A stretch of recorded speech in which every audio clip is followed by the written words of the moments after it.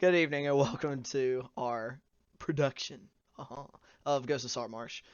And tonight is our second session, and we'll see if everybody can continue to survive level one. Last we left off, our squad had all come in pairs into the city of Saltmarsh and heard tell of a haunted house a little bit a ways from the town proper that had been previously inhabited by an alchemist. And there may be riches or alchemical substances or something that they could find and claim for their own, as well as that there was some hauntings going on. So for whatever their individual reasonings, the two pairs joined forces and made their way into the house itself. After a little bit of looking around, finding a few clues is that there might be something else going on in there, they located a trap door that, when opened, it screamed at them, telling them that they were fools and welcome to their deaths. After descending into the cellar area below through the trap door, they engaged some bandits or something along those lines. They aren't quite sure yet. After killing them, defeating them in battle, honorable battle, of course. I would hope so, because I'm lighting up. They rummaged around a bit, found a little bit of loot, found what appeared to be a bullseye lantern and a messaging system written down on a piece of paper before running into a second group of these same bandits and having to do away with them as well. A few near misses with it for a couple party members, our little frog friend, as well as our big chunky fighter, Jakob. They emerged victorious, and it was after that battle that we called the session last time. So, gentlemen, y'all just finished a fairly intense fight, a little more intense for a couple of you than others. What are y'all doing? I'd like to turn to Gloob and offer my sincerest apologies. Gloob, I'm sorry I hid behind you there. It was incredibly cowardice, and it'll never happen again. I mean, it's okay. I just don't understand the logic. Like, you're fucking huge, man. I don't get it. That wasn't gonna work, but it's fine. I'm gonna walk over to this guy that I just decked with this arrow and pull my arrow back out of his eye so I get my arrow back. And I'd like to go get my hatchet out of the door. Play some properly creepy music for you guys. I was about to play ambiance, which I was like, that isn't right, is it? I'd like. There might be more. Yeah, I was about to say I'd like to listen to see if I can hear anything down the staircase. Down what staircase? There's no staircases leading down. Oh, is that a staircase the ladder? leading up? Yeah, there's a ladder going up. And let me actually swap us over to the battle map so that everybody can see what you guys are talking about. Yeah, right up there. That the staircase you guys are looking at, that's the stairway going up, and fairly easy for you to extrapolate that that's where that second group came from. Looks like maybe they had been up and looking for you guys after y'all made a bunch of racket, but you guys made it down and slaughtered their friends before you could make it. Before they discovered that you were no longer upstairs. Can I check the bodies? I'm gonna kind of patrol upstairs a little bit and see if there's see what's at the top of those stairs. I will assist Julian in doing so. Okay.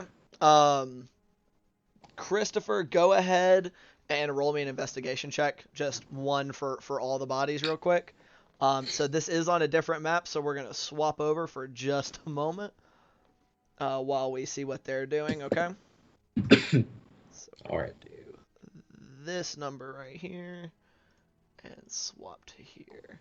So pay no heed to where your tokens are currently,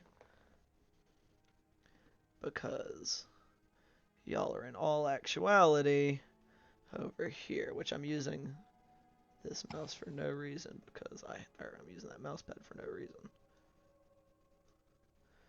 And with you guys, what was it? We had Julian and Gloob going upstairs.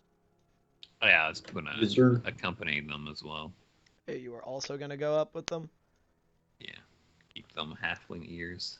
Oh yeah, you were going to abandon poor Jakob to his Who lonesome. rolled the 3?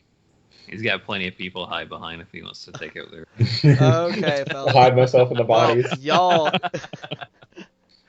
Good gracious. Okay, so gentlemen, y'all make your way up into that above, up there, into that room that you see. So, you come up those stairs. It's a small room. It looks like there's not a bunch going on. You see that circle right in front of you is just like kind of a cask. It's a bit broken. There's not really any. It lost its ability to hold anything a while ago. It looked like maybe there was some, like maybe it had open top, like maybe it was used to store water at some point. But there's not a ton going on in there. I would like to sneak around a little bit, be stealthy, since we know there could be, or it's been voiced that there could be other denizens here, and Okay. clear this level. Any places that we haven't explored quite yet. So the closest door to me, I would like to sneak up to it and just sort of put my, well, I would say ear, but my little froggy head up against the door to see if I hear anything on the other side. Okay, if you want to go ahead and roll a stealth check for me. Yeah, I do.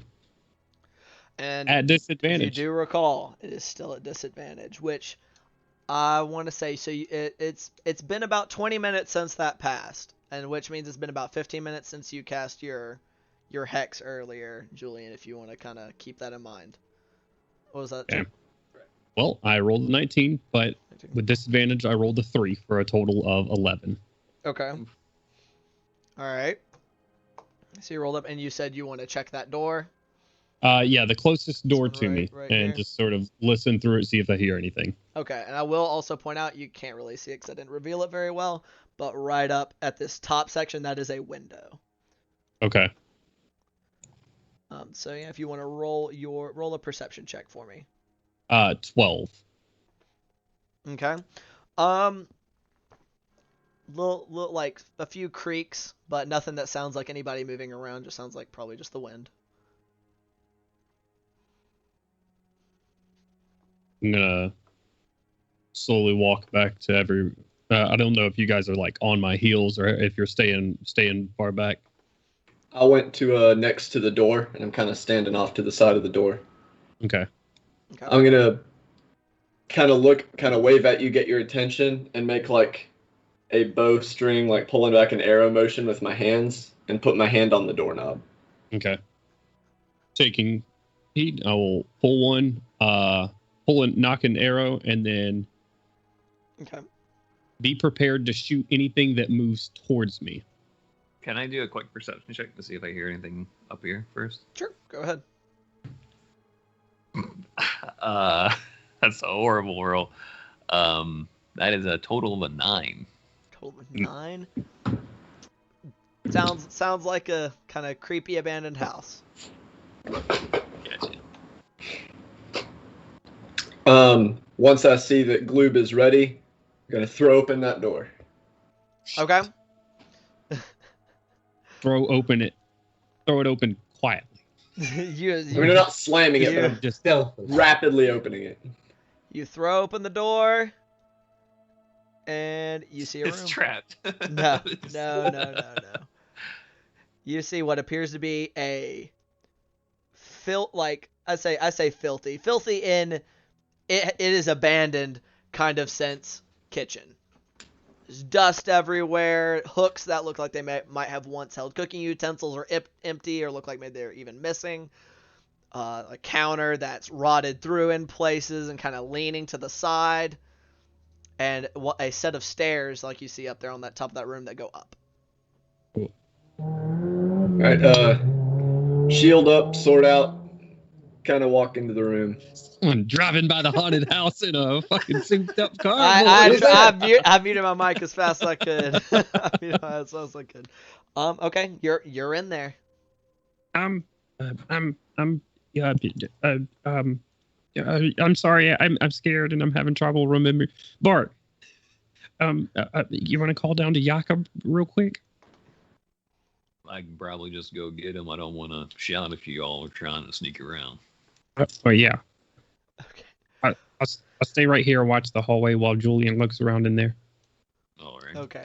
Christopher, head real back down. quick, can you remind me what was your investigation roll for those bodies, buddy? I'm sorry. I rolled a 3, so I'm downstairs shaking the bodies. You're shaking them, man. You're not finding much else that you didn't find on the first two. I'll say that aside from some of their kind of rusted or kind of worn equipment, there is a handful of coppers and a couple silver between them. So I'd say about 5 coppers, 2 silver is all you can find on them monetarily. Are there any bows on the or any bowstrings left from the archers? They don't have spare bowstrings, but both of their longbows seem to be in serviceable condition. I'd like to take one of those.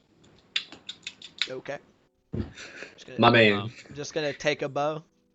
Yeah, Just the bow. take it for Julian. Oh, okay. Yes. Bart. I just come downstairs and see him shaking a body like he's on a. He's get like he's Schoolyard shaking hole. him, and there's like a couple coppers falling out of that body just down onto the ground. Bing bing bing. Son, what are you doing? I don't think he's gonna wake back up, no matter how hard you shake him. He's got an arrow in his eye. I'm just trying to find what these gentlemen had on them. Maybe something useful. Maybe a clue to find those missing people. Well, I don't think he's going anywhere right now. We can check in a little bit. Trying to, I guess, clear out the first story before somebody else comes down snooping on top of us. All right. We should remember that danger door back there, though. Yeah, didn't somebody say there's a secret door too? We need to make sure we come back and take care of those. Actually, you know what? Why don't you which way does that door open? That door you said open inward, right? The Which one door? that's at the bottom of the staircase? That you guys like had to push through to fight those guys. Yeah, It opened out into that room that had all the beds in it. right. So it Right, opened towards you guys. Let's close that door and then just quickly lean a bunch of shit on top of it. So if somebody comes in and opens it, it'll just flop down and make some noise, maybe. All the bodies. That's Sure. fucked up. Since y'all are over there, let's briefly put us back over there since y'all are doing something. So it's just the two of you down there for now. But what y'all be working with is on these. Are you guys looking for stuff, or what are you wanting to use to pile up on that door? I guess. Do they have what's the floor made out of in here? It just looks like it's some old like planks and stuff, but it's like it's old, and in places you can see down below it, it's just straight into some dirt and some rock. Okay. So Couldn't it's just use thin these wood crates here. floors over the dirt and stone that they dug the cellar out of. Okay. Well, yeah, I guess if you have the strength to just move one of them crates in front of the door, I reckon that'll work too. And if y'all were not privy, this all back it here opens on this in, so back, that's not gonna work. it opens out away from you guys. Yeah, it opens Right. into that room. So Yeah, y'all wouldn't be so able when to I leave- block it necessarily from this side. Hmm. Yeah, let's close it and lean something on it, and that way if it opens and like a sword will clang on the ground or something like that, maybe. Okay. And this L structure back behind you guys, that is a shelf. It's a series of shelves kind of running along the whole L of the other room. This is a storage room of something. Oh, so is this break in between the, I guess, cooking area and the shelf? Which Is part? that bulking it right there? Yeah, that gap down at the bottom, is just a gap. So Does that this whole lead somewhere? L, no. That's Oh, just okay. into wall. Okay. Then I guess we could just take one of the swords and like put it on top of the door, though that'd be kind of noticeable. Well, I mean, if they're opening y'all it have from the other lost, side. a bunch of corpses everywhere. So Yeah, so we could just lean a sword against, or whatever metal weapon they have against the door. sure, So it'll kind of make a clang, hopefully. they have some like scimitars and short swords. That'll work. Scimitar it is. So you just lean it up against and closing that door. Right. Yeah. And are y'all heading back up to join your friends? Yeah. So we will swap back over to Pew. Hey guys, let's just run up and down the stairs so Ian keeps have to switch back and forth. Yeah. Oh, I think I heard something downstairs. You know, I gotta check that out. So Being the strong, says burly man. bow. Y'all are now all grouped together as a bunch of buddies up on the top floor. Julian, have you two just been kind of hanging out while Bart went down to retrieve Jakob? Well, I would have taken the opportunity to check through the room, make sure there was no unexpected surprises or hidden things. Okay, so you want to roll an investigation check for me? I will At aid. disadvantage, right? At No. disadvantage, but if Gloob is aiding you, then it'll be a straight roll. Doesn't matter. I rolled 17 on both of them. So Okay. 17 plus 1 second. 19. 19. It's just like you're incredibly thorough and looking around and checking like every nook and cranny while Bart is downstairs, opening any cabinets that haven't already rotted through and are open to the naked eye. And there's not much to find. There's a few like bugs and small critters go scurrying away from you when you disturb their rest, wherever they happen to be hanging out. But other than that, nothing particularly remarkable. Like I said, some old and busted up cookware, maybe a few pots and pans that haven't quite fallen apart all the way, but other than that, nothing particularly remarkable. Okay. When I get back upstairs, so I still see Julian kind of rummaging around the kitchen a little bit. Absolutely. Did you find anything useful in there? Nothing yet. Waiting on you before we check these stairs. I No, I walk mean over. like good cookware. Like maybe somebody left some nice silverware or something. Nah, it's only this side of falling apart. All right. I walk over and hand Julian the short bow, I think it was. Longbow. Longbow. And Is a longbow. they found it downstairs. Thank you. And I'll just take the one that didn't have a string and kind of set it on the ground. There you go. Okay. So you now have a longbow. Did you already have a bow, or did you retrieve any of the arrows from any of these guys' bodies? I retrieved 15 from the first guy. I didn't take anything from the other two. Okay. Alright, so what are you fellas doing? I would like to maybe sneak about halfway up these stairs and just listen while Julian finishes up searching and they're talking down here. Okay. I don't want to go all the way up because I think we should clear the rest of this floor before we move up. So I just want to listen to make sure no one's like clomping around and maybe coming down to visit us. Gotcha. So you want to make sure nobody's actively up there. Right. Go ahead and roll a perception check for me. Right. Well, that's at disadvantage a 6 plus perception is a 3 is a 9 total. You hear jack shit. maybe like you're listening really hard and you think you might hear some like rats. That's entirely possible. So, what would you like to do with that information? I'm just gonna come back down the stairs, and it seems like we're pretty safe from upstairs. We can go ahead and clear out the rest of this floor. All right, let's see if we can find those people that went missing or some trace of them. Hopefully. Sure. We'll return to my place by the door, where my token still is. We'll try I'll to get out of the continue way to with my sneak light. down this hallway. All right, down in that. So you went back downstairs, and that's what you were doing. Yep, I'm gonna try to sneak down this hallway and go to the first available door, which I think this is. It's a hall. So, but yeah, if you just wanted, so you would see it as you kind of peek around this side. Uh-huh. a door at the end of it. Okay. Mm. Then I will again listen to the door, see if I hear anything on the other side. Okay, go ahead and take a listen for me. Oh yeah, this is going well. This is going real well. I rolled 2 8s. 11. 11. You don't hear creaking and stuff outside. You hear wind though.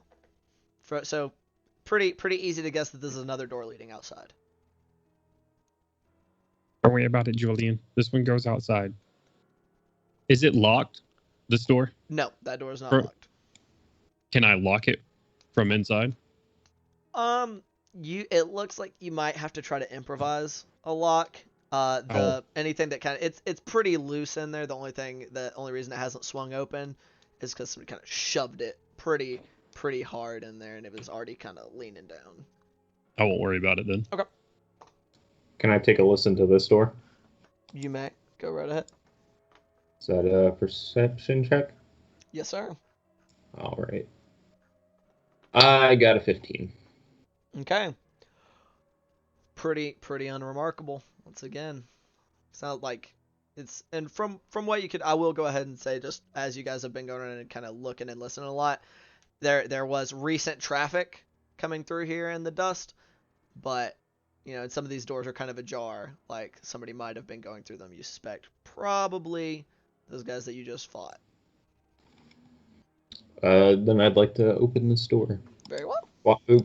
Quiet-ish, but not Right. sneaky. Well, I mean, are you wanting to sneak or are you just opening it?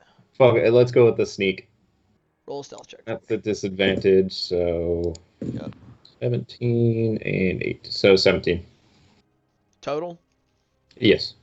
All right, you're feeling pretty stealthy right about now.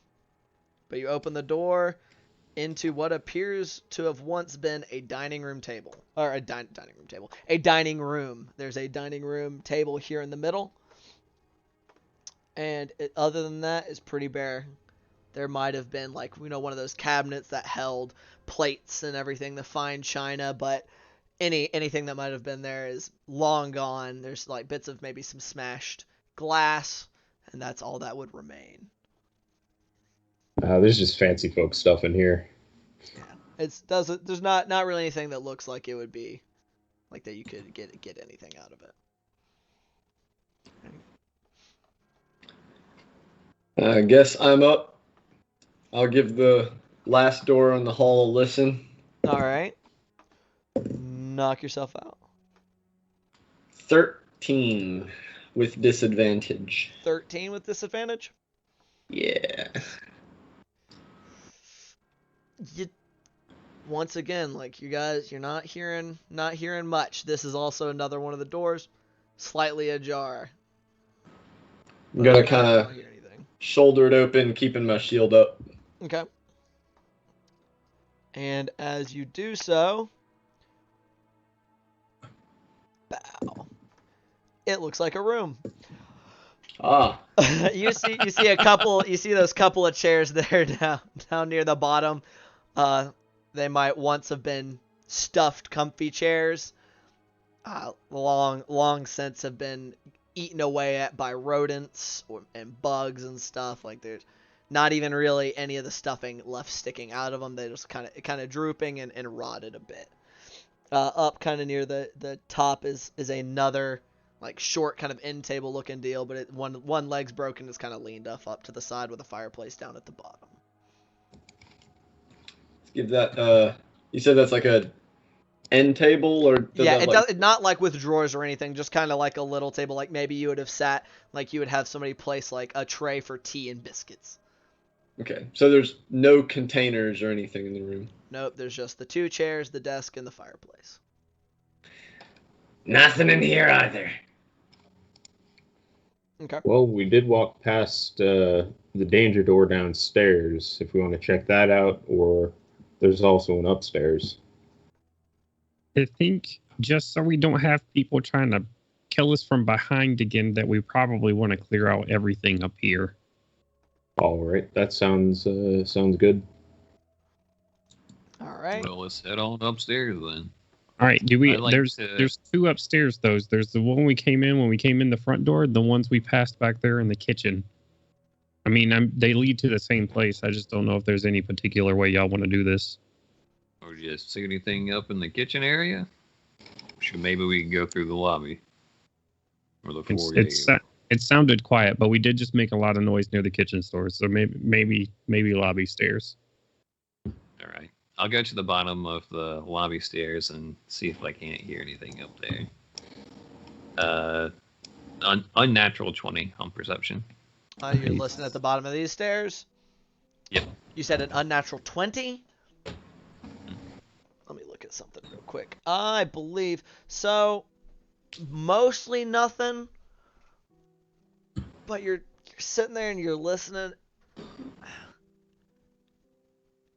And you think you might hear like a really faint like the like it's not footsteps, but it sounds like something bigger than rodents is moving upstairs somewhere. Sounds like there's something up there moving around. Can I tell kind of like what direction it might be coming from? It like said the only reason you're really able to hear it is because this house is pretty rotted. So any of the sound insulation between these walls is kind of dead. But that does also mean general sense kind of nebulously in the right direction. Like it's kind of the sound is faint and what little is making it through is kind of being spread out on your right hand side. Sounds like it's kind of coming over here from the right. Let's make sure we keep our couple eyes in that direction. Do you want me to go up first, just in case there's something up there? I mean, we can both go up there. Well, Yeah. in an attempt to regain my honor, I'd like to go first. To regain my honor. Okay. So you're going up first, Jakob? After Lead the way, meathead. So Jakob, Bart. Who's going next? I'll go third. Okay. Right. Jakob, Bart, Julian. I will lead the rear. All right. We said it's time for Unstealth Squad now. What are you doing with the rear? Okay. Leading the rear. Wait a Let's minute. Swap us on over to our top floor, fellas. Boom. I'll give you a little more of what you can see here, Jakob. It is a really long fucking hallway. It is dark as hell, is what it is. Yeah, it is dark as hell. Yeah, man, there's a lot to illuminate, all right? Well, if we're hearing things off to the right, I mean, Yeah, so you're currently, from standing in this hallway, this is what you can see. You see down to your left what looks like a couple of branching hallways a little farther down, as well as some doors, as well in the windows. And off to your right, you just see a couple of these, like about three doors, so 3 different rooms. All is right. this a window I'm at or a door? That is the bottom is all doors, the top are windows. Okay. Then, All right. I'd like to see if I hear anything in this room. In which room? That first one? Yeah. Okay. Yeah, I'm gonna keep listening to that as well. That is a 7. It's a 16 plus 7. A 7 and a 16 plus 7. Okay, so in that room, you're not hearing anything from inside that room. Maybe some of the similar skitterings and cries of small animals and bugs. Then, like to open the door. Small children. Not small children. If you start to open the door, I'll kind of put my hand up on your kind of like forearm there, like whoa. Let's see if we can't find where that noise is coming from first before we start opening any doors. Okay. I didn't hear it in this. Maybe we should try the next door. All right. Okay. And I close door. Yep. Let's try to stop you from opening the door. All right. So y'all are making your way down. You go into the next door. All right. I'll Same stop thing. right about here and just watch behind us. Kind of With keeping it an eye or on not. that back hall. Okay. Yeah. All right. If you're trying to listen at this door, roll them for me. I got a 10. Yeah, 10. Okay. Oh, I got an 18 plus 7. 18 Nice. plus 7, so a total of 25. So Jakob, you're leaning pretty hard against that door, doing your best to listen. You're not hearing much of anything. Not even really the sounds like the various and sundry vermin. Bart, however, you're listening. While you don't hear anything from this room, so since you're kind of doing a little more of a general listen to see if you can pinpoint the source of that noise you heard, and it does sound like it's actually coming a little further down the hall. Yeah, I just gesture for Jakob to keep going to the next door. I go. All right. I'm actually gonna stand on the right side of the door. I guess that would be the left if I was facing it. Okay. And what are y'all doing at this door? I kind of nod at Bard and go whisper like 3, 2, 1, and like kind of slowly open the door open. It is locked. So you go to start to push on it in. Sorry. Reflex? Okay. Reflex save of 4 to not bump in the door. Be like, okay, let's go. If you bonk your forehead into that door, it makes a pretty audible thump, and you don't hear the movement from inside the room anymore. Yeah. I just kind of sigh a little bit more loudly than I've been trying to be. Okay. It's just kind of, hey, Gloob, can you get this door open? I think it's locked or jammed. Yeah, I can do that. Which block? Julian, put your back against the wall. It's for your good, trust me. And as I just squeeze past him to make sure that we don't touch. Squeeze. You're so considerate. To do this kind of awkward shuffle past everybody. Yep, you're going a little too far, but it's down here. It's this door right here. What you guys are, that is a window. Oh, okay. I thought it was Somebody is this thing about down here. to commit honorable Sudoku. I was about to try to unlock the window. Yep, All sorry, right. I did not light that one up. It is a window. Sorry. We got the backup plan. Just The fucking exit yeet. strategy. Ah! Word, I'll go ahead and start thinking about how much fall What am I damage that rolling should be. here? That's thieves' tools. If you're trying to unlock the door. Thieves. So that's my dex plus proficiency. Dex plus I will go proficiency. past. I will go past Jakob for a little bit and hit him with a guidance when he's getting ready to do it. Okay. Is that a D4? Yep. So Roll is going to open all the doors for us. It has been, I say, it's been about another 15 minutes since y'all been kind of slowly, methodically clearing out all these rooms. Okay. 15 A 15? Oh. Do what? total. Yeah, Total? 15. Okay.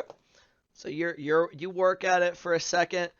It not super easy, but you do because you're a little more familiar with frog locks.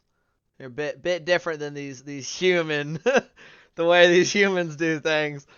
But it's similar enough that you're after working at it for a second, you click, and you unlock the door. Okay. I will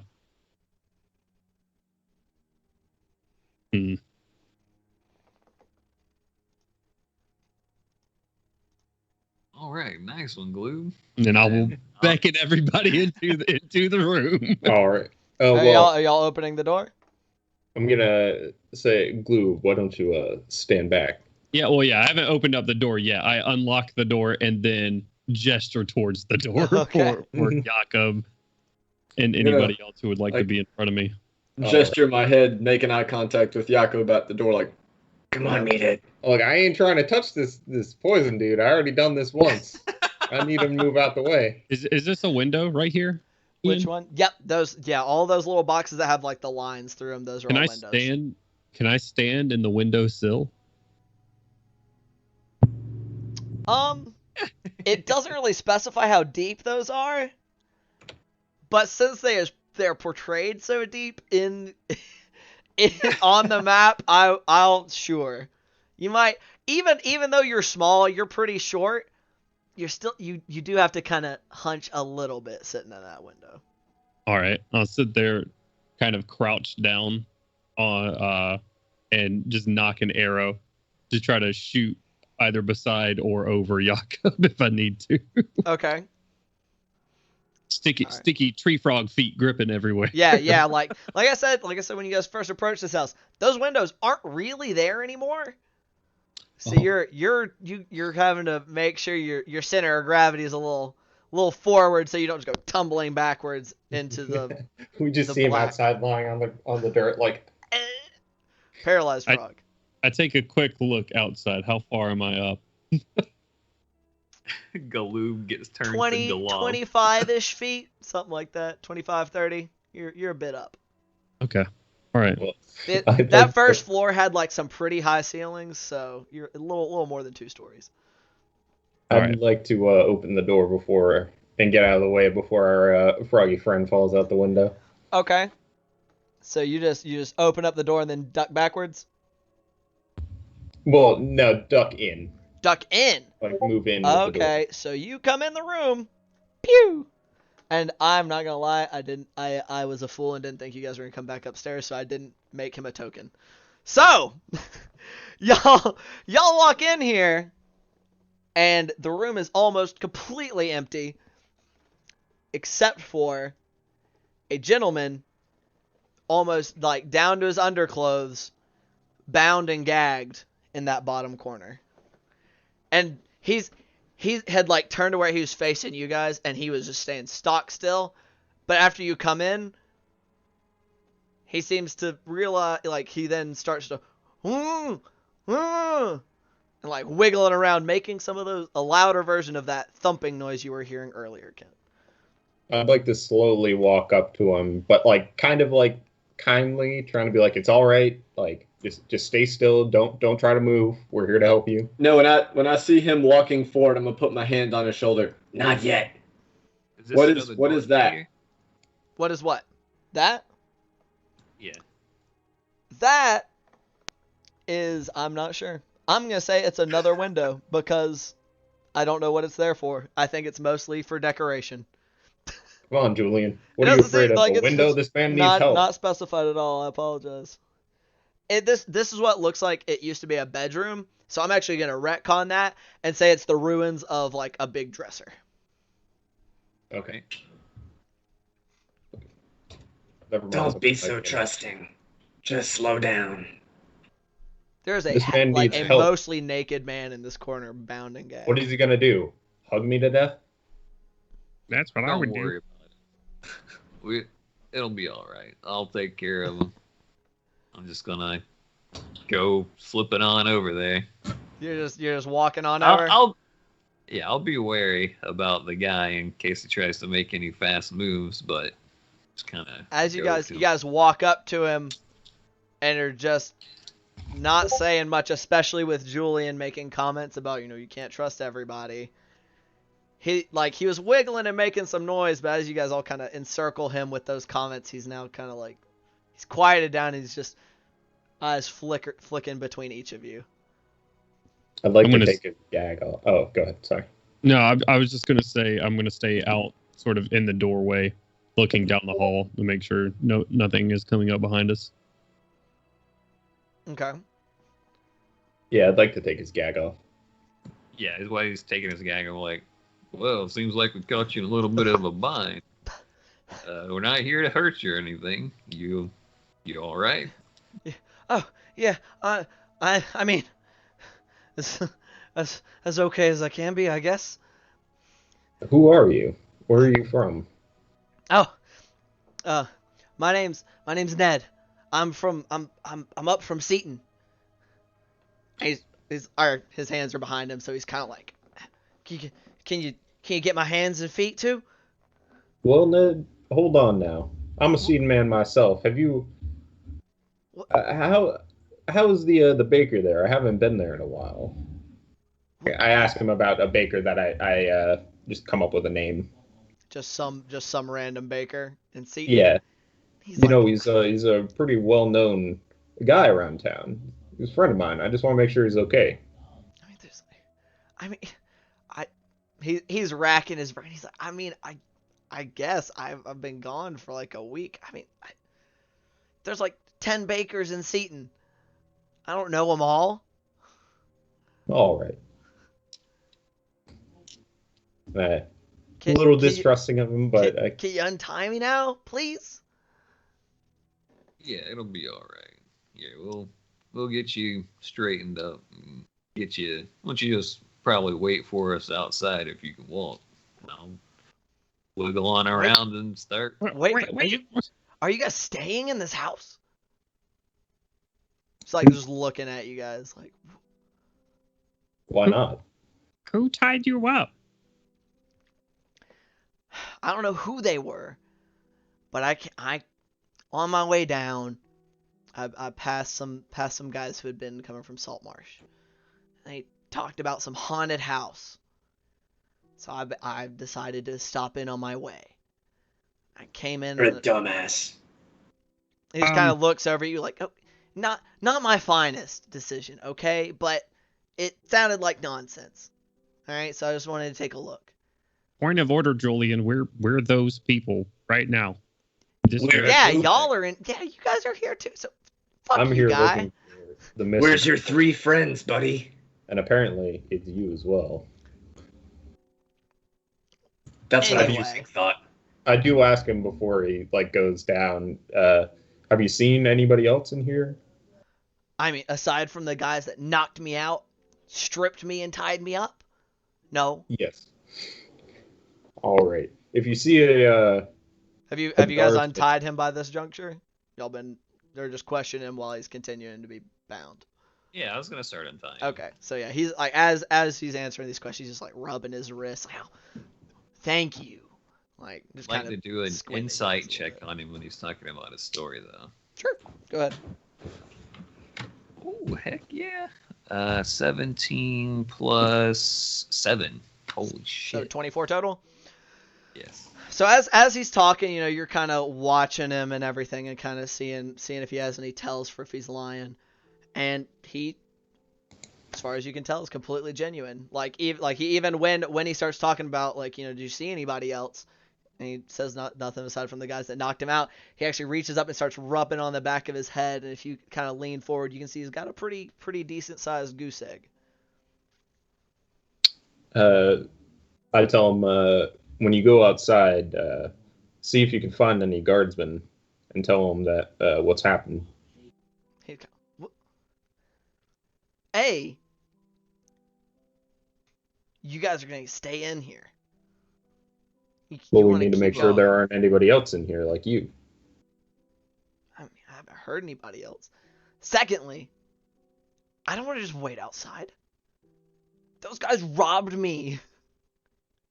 If y'all are gonna keep going and looking around, I would like at least to come with you and get my stuff back. Well, what do you Like think? I didn't come in like this, and he just kind of gestures down to himself, because he is in like boxers, or you know, Or ye your- oldie versions of. Ye old skivvies. Yeah, the old skivvies. Well, you can always stay here and wait for us to clear the rest of the house. We'll come back. Are you a capable fighter, or do you just kind of expect to come in here and search around for some treasure? I can fight. I wasn't just coming to Saltmarsh for nothing. All right. I mean, Especially the by sheer high- myself.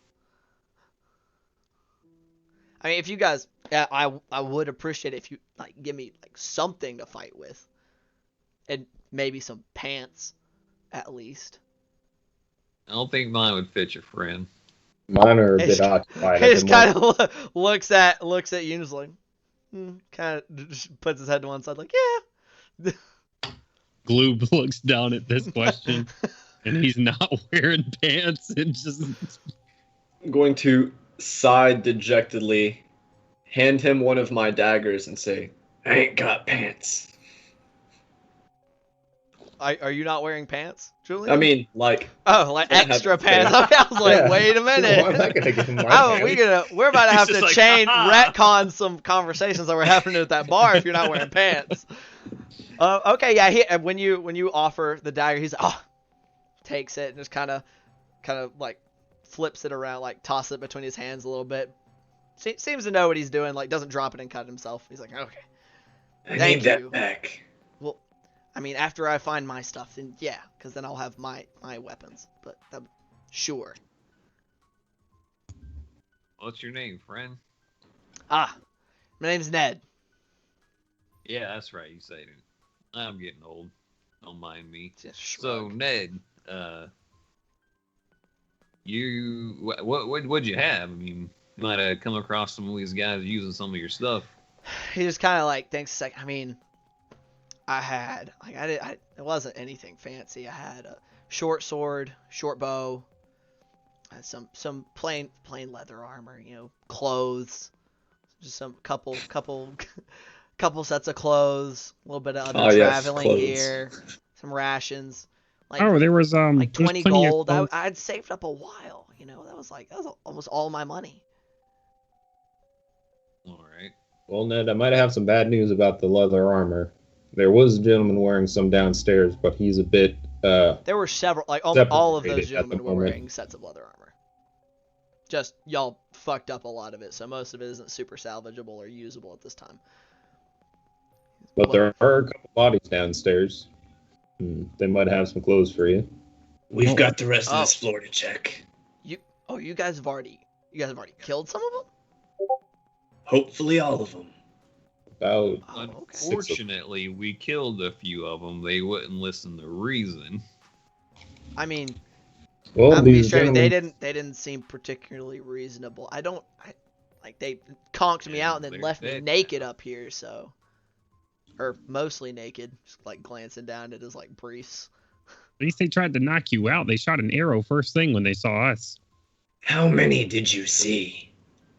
I really didn't see, like I think there were only 2 when they knocked me out, but they like a couple different guys came and checked on me while I was up Let's here. check this floor. All right. Okay. I'm gonna walk back out towards Gloob. And he just kind of like goes to make a motion like he was gonna sheath the dagger, and then realizes he has nothing but his underpants, and just settles back and just holding it.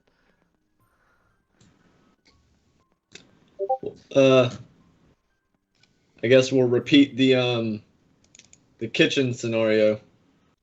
Okay. Okay. I'm sorry. I thought I turned off all my notifications, but I guess not, because I just heard one, which I don't know why. I think it's Skype. It is Skype, but I have my chat notifications turned off. That is very weird. But Um, once I see Gloob Oh, yes. get his bow ready and everything, I'll kind of lean over and push the door. And you're gonna shove on that door right there. Okay. So this door right here, you said you're shoving it open? Yep. Once Gloob's ready to fire. Wow. All right. And the super exciting empty ass room, except for this little window at it. Boom. It's got jack squat.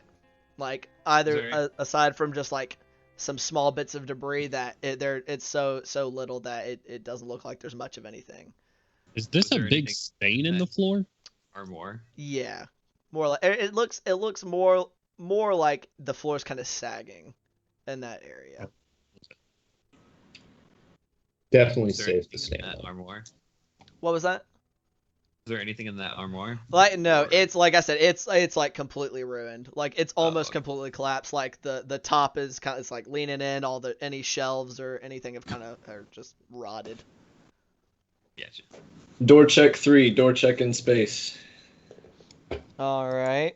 Woo! I lost my mouse. There it is. Yeah, if you want to get in front of the door. Pinging. All right. No, I gotta hide behind Gloob again. All right. You're opening it up. Yes. No. Let maybe so? go. All right. And boof. And 3 arrows right at you. No. God. No. No. No. No. All right, guys. So you open it up.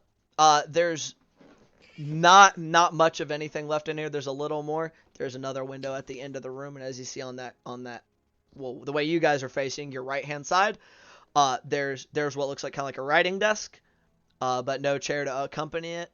And other than that, it's pretty bare. Yeah, let's I look go through this desk. back out. I'll check. Did the writing desk have any drawers or anything on it? I mean, if you roll an investigation check for me. Does it have any pants in it?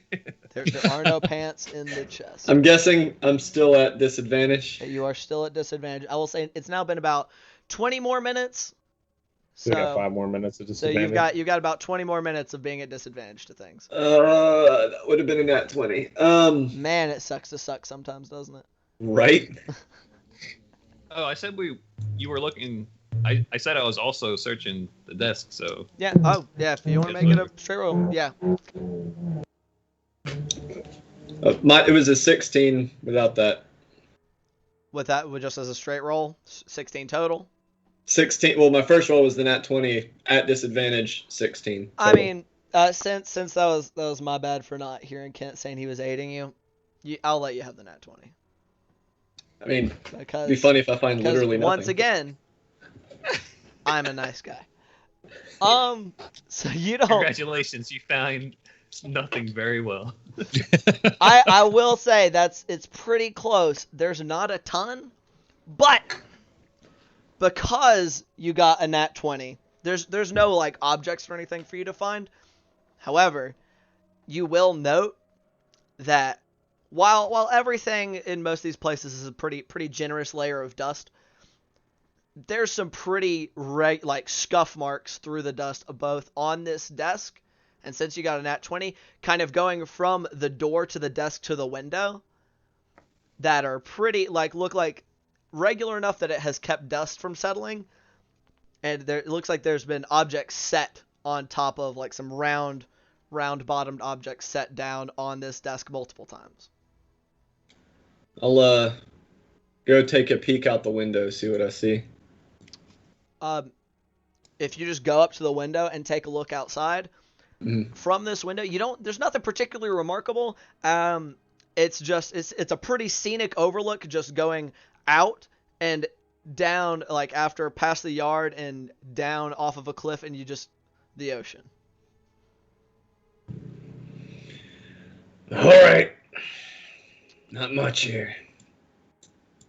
I'm just standing guard at the stairs currently. I'll move up to the cross. Julian, real quick, make an intelligence check for me. Just straight intelligence.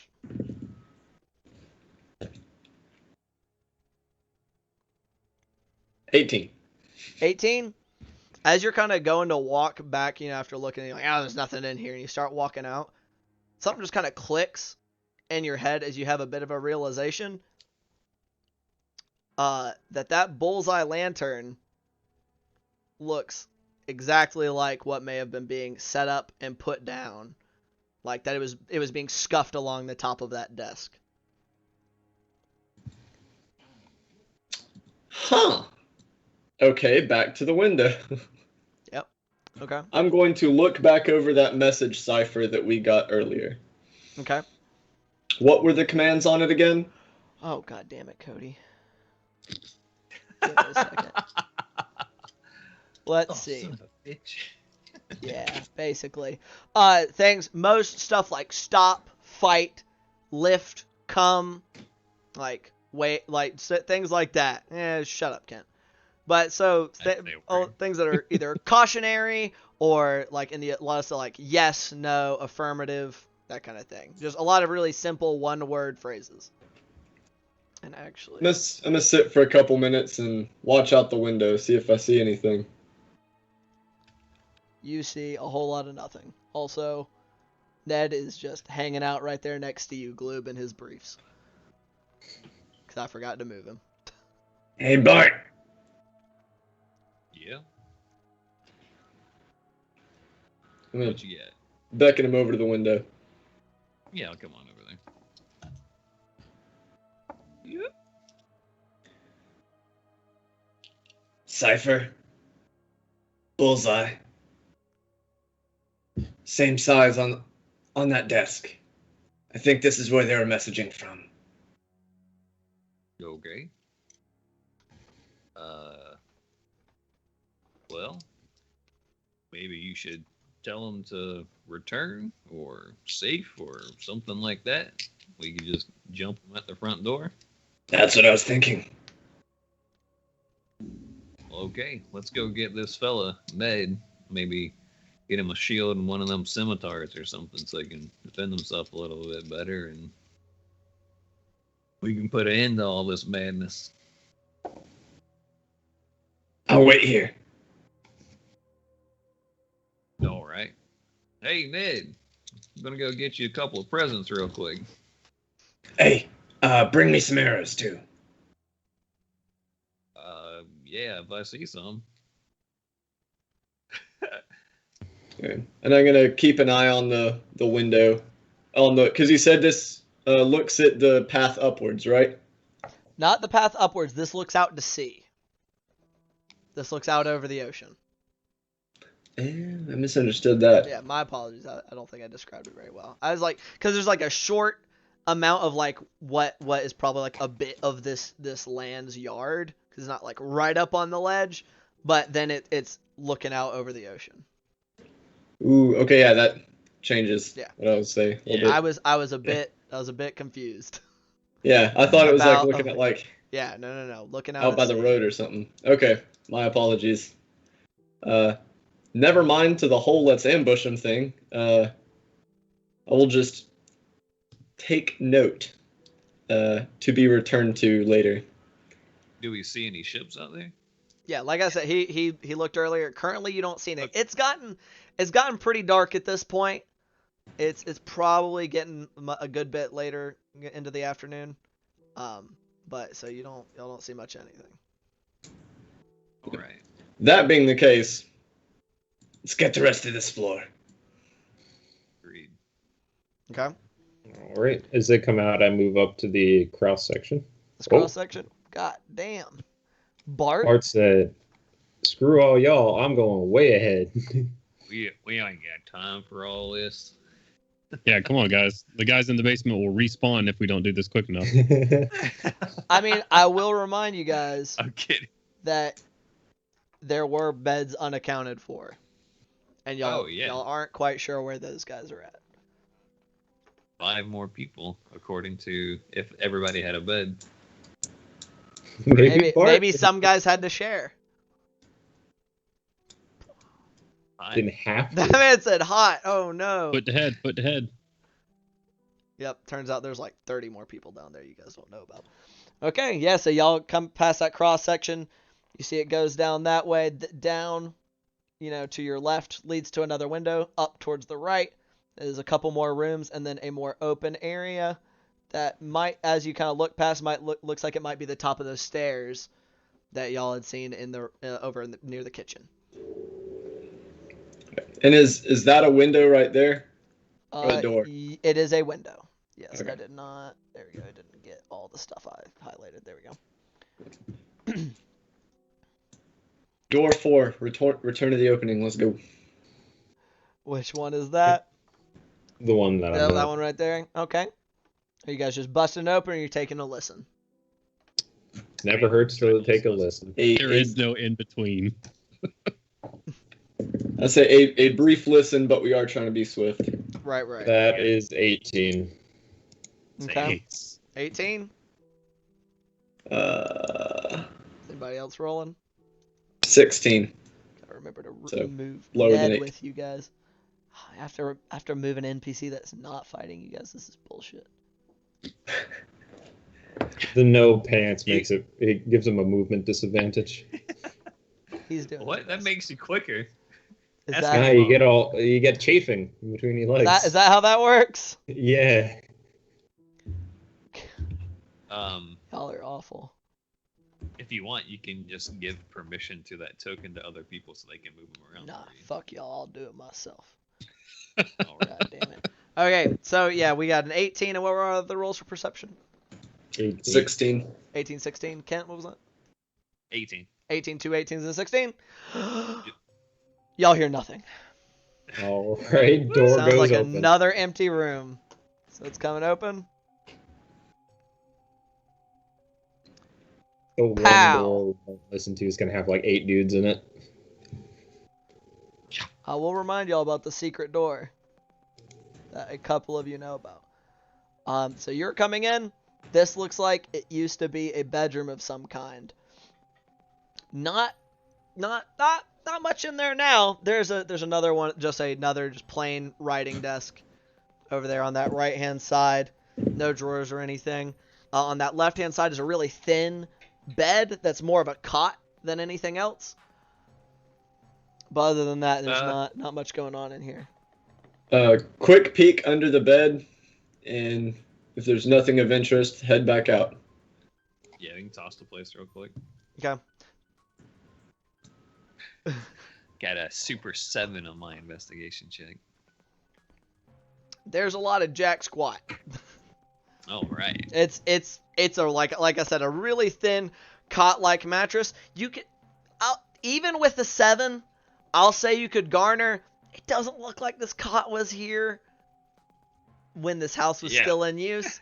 Looks like maybe some of the guys that like have taken up residence down below might have put something up here for a little, being able to take a little nappy poo when they're up and about.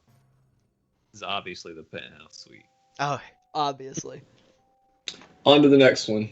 Yep. Take a roll. Oh, that's a nat 20. A nat 20? Yep. You So 21. You are listening so hard, you feel like just an amount of clarity that has been very absent in your life recently. And you have the revelation that there is nothing in that room. You are All reasonably, right. you are like fucking certain there's nothing in there. The door goes open. Bow. And kind of similar to the room that old Nettiford was locked up in when you found him. It's pretty similar. Another kind of thing going on here. It's a little more this kind of armoire looking thing is a little more intact, but not by much. And there's the remains of, and it's similar to how there was a cot in the other room. This right here is what looks like there used to have been like an actual bed in there, and somebody took the frame and just piled in some like rags and stuff on it, and so that they would be able to lay on top of it. Classic. Investigation on the armoire. Knock yourself out. Oh, good. And aid. Can 17? You go at the same time? Can you guide and aid? I'm gonna say no. Okay. You said, what was that, Cody? 17 with disadvantage. A 17. My Did you add a goodness. D4? So, you find not a ton. It's not completely empty. Kind of rummaging around even like through some of the like detritus that's in the bottom where stuff has fallen down. There's what the remnants of what might have been like an ornament of some kind, maybe like a bit of a statue. It doesn't have a base, but it's kind of like just a crystal ball. But other than that, there's not a ton. Toss Looks like in it the was bag. decorative at one point. Yeah, go ahead and toss it on into the bag. Crystal ball. Yeah, like a little. It's not like I said. I'm being a little like over much. Like it's pretty small, and it looks like maybe it was part of a statue that might have been holding it or something along those lines. But it had fallen and become lost. All right. I keep going to mess with Ned's token on the wrong roll 20. While they're searching that room, because I need a little bit of risk in my life, I'm just going to walk into this door. Not even going to listen at it. Just going to walk in. Not walk through it. He's just gonna walk into it. Well, Bow. So, Ooh, yeah, look at that. that looks like a thing. Does it look like a thing? Does look like a thing. What kind of things will it look like, Jones? I don't know. What does the room look like? Spitball at me. All right. So, it's. Oh man. Oh god, my legs. Ugh.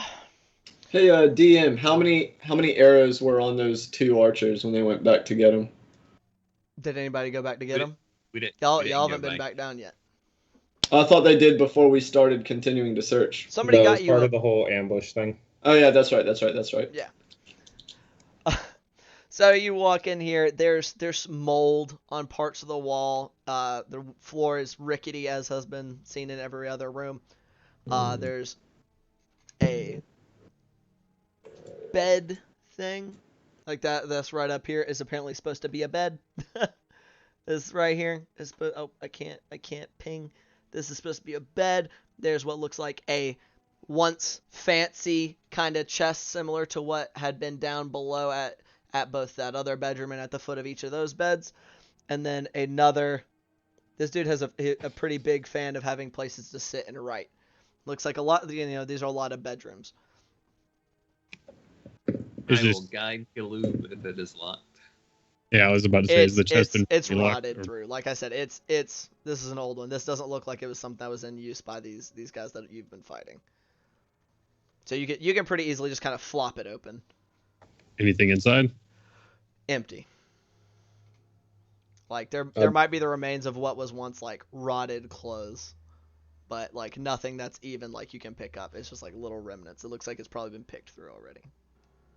I'm gonna check a listen to the end of the hall. Are you just going all the way to the end? I'm just listening. I'll search through this room a little bit while they're clearing out the last room. If the dice just falls out of my hand and rolls a little bit, is that fine? Because it would have been another 20. A 13 for your investigation check, Bart? That's 11. Really, unfortunately, it appears pretty darn empty. These guys were thorough. It looks like, or somebody was thorough when they came through this room. All right. It's clean. Hey, DM, how long's it been? I'm gonna say it's been probably about another 10 minutes. You guys are going Thank pretty fuck. slow, and so you got about 10 more minutes, you think. But that also means you ballpark. You think that you got about 15 minutes before your hex wears out. Rodney. All right, and what were you wanting to do, Jakob? Just check a listen to the area of the house that I'm at. Yeah, and what did you? I roll got for? an 11. An 11. Yeah. It's almost eerily quiet at this point. Like, All it's right. like the wind started to die down outside because you guys have been clomping around so much. You seem to have more or less scared off any rodents and other vermin. So it's kind of spooky how quiet it is in here at this point. Jacob, the door. Yep, door going open. Going open. Alrighty. Pew. Oh, that is not why you're not revealing. Reveal the room, you bastard. There we go. Pew. A bunch of overturned chairs. For the most part, like what looks like kind of like a jury rig, like it's a box that the remains of maybe a shipping container of some kind that is also being used for sitting. A couple of small casks are kind of down in this corner, and then a little not great, but a slightly more intact chest than the one that was in that other bedroom over by that far window. I'll go check it out. Give that an investigation. Investigation. All right, roll it for me. I will aid That- you. That's okay. And a D4. Aid is not a D4. Guidance. Aid is a. Oh no, it's not. Okay. Guidance. Guidance Okay. is a D4. Aid is an advantage. That's a 4.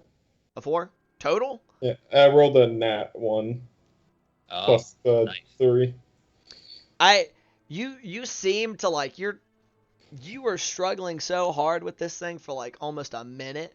Like you can't see. You almost call out to Gloob to come unlock the chest because it is sticking and you can't get it to budge. So you swear it's locked, but then right as you go to turn over your shoulder, you're still kind of fiddling with it. It gives some give, and you lift it up, and there's a pile of clothes in there. I'll pick them up, and You're gonna pick them up. wherever Ned is, I'll bring him to him.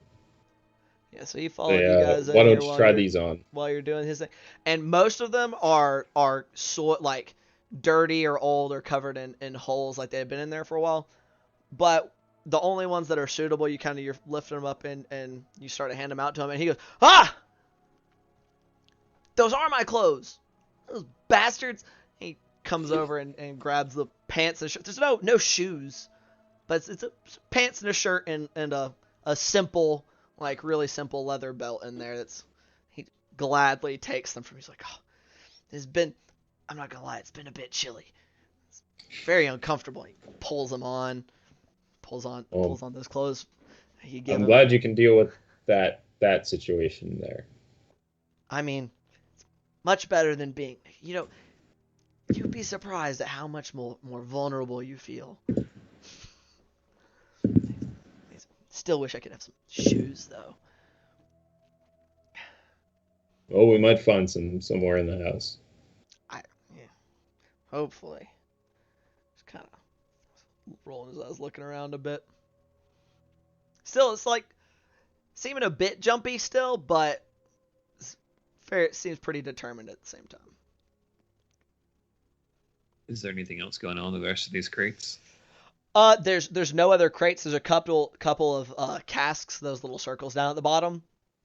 Right. And then those are chairs, and then a broken crate up in the top that looks like it was it looks like all this was more or less being used as just seating arrangements, places to sit. Okay. Like, yeah, there's not a ton in there. Like maybe some ash, like a couple empty mugs kind of laying around. Looks like maybe these guys came up here to get up out of the cellar and maybe hang out and drink a bit. All right. Cool. Onward. Is this the end of the hallway here? This is the end of the hallway. Now that you guys are down there, boom. Pew. So those do appear to be another set of stairs. It's fairly easy to extrapolate that those are the stairs that come up out of the kitchen. And what is this right here? That looks like it is from what you can tell is another stairway going up, but it's kind of it's pretty fucked up. Like it's like almost entirely collapsed. Looks like it goes up to probably an attic.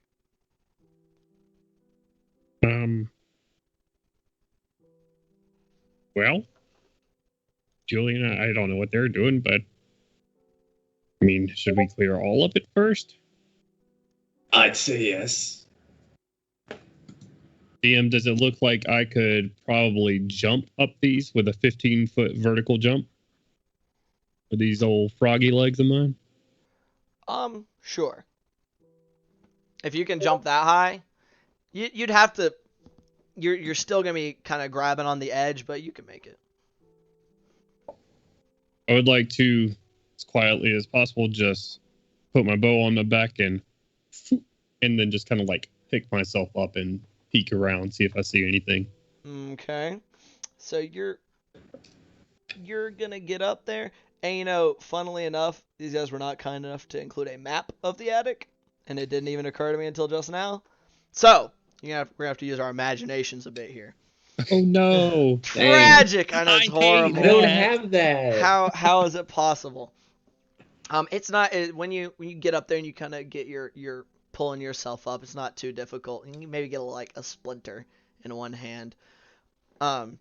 It's pretty narrow actually. You'd be you're a bit surprising considering how big the rest of the house is. But it doesn't look like it got a ton of use. There's actually a little further down, you see what looked like a pretty big bird, that looked vaguely predatory. Kind of turns its head down. It's kind of towards the front. It nestled in a bit of like a collapsed section of the ceiling, so like it's open to the completely open to the elements. But a bigger, like I say bigger bird. For you, it's very large because of your relative size. But other than that, you see that up there, and it's currently giving you the stink eye, but not moving, and that's about it. Anything else? Like any just completely empty up here? More or less, like there's some stuff that looks like it was scattered around, but like I said, it's completely open to the elements.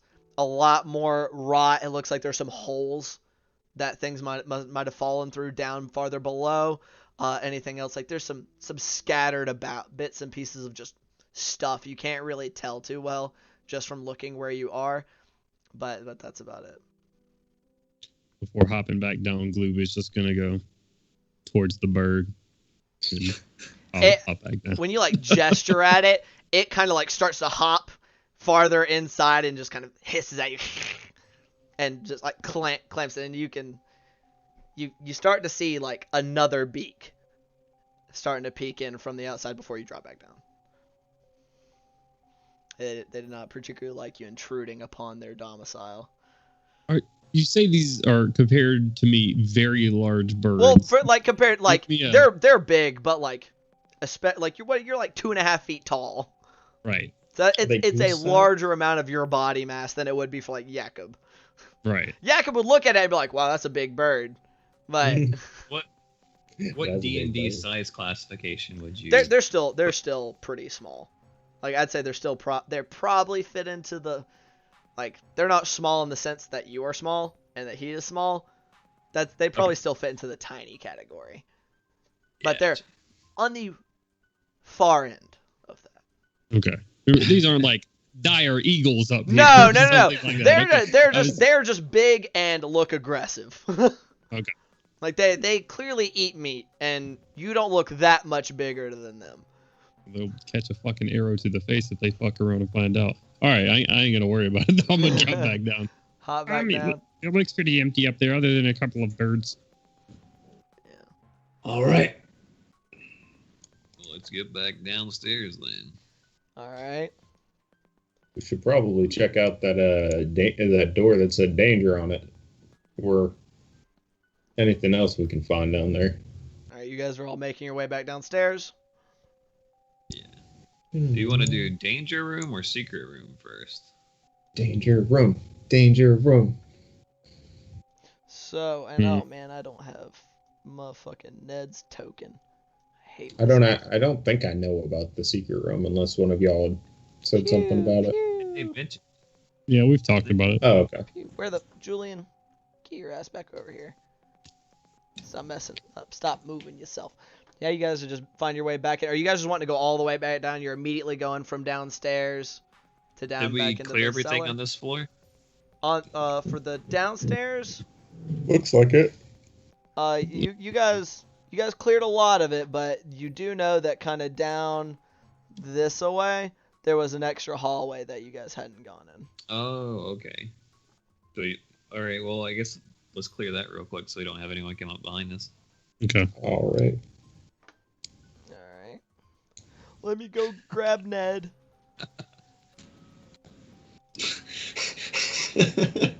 Poor Ned. I'm out on the patio. Oh, wow, his token is way little. Bye. Make a dexterity saving throw. You get. Oh no. You get attacked by 47 of those big ass birds. I fight them with just my bare fists. 4d7. No, 47. Or I'll just roll. 7. Just roll a bunch of those dice. So yeah, going down this hallway. Just looks like you got 2 more doors. But that's all that there is on this hallway. All right. And I'll I knock moved an my arrow camera in. down here. I feel bad. Same thing as always, boys. Let's do it. Knock an arrow and tell y'all to open on up. Just opening it up. Reach around Yep. the wood. Pew! Go. Breach clear. Alright. This is, unfortunately, fellas, I know it's probably a bit disappointing. Empty as shit. More of the same. Y'all are going through you're being really cautious, but it's looking pretty empty. What's this thing over on the left? Left. I believe it's another writing desk or a desk of some kind. I will investigate it while they're looking at that door. All right. What is this? Is this on the opposite side of it? That is a I door. think that's the door. Oh. There's a door going into That the is- adjoining room. That is a 17. While he's investigating, I'm also going to roll perception. All right. 17 investigation. Sir.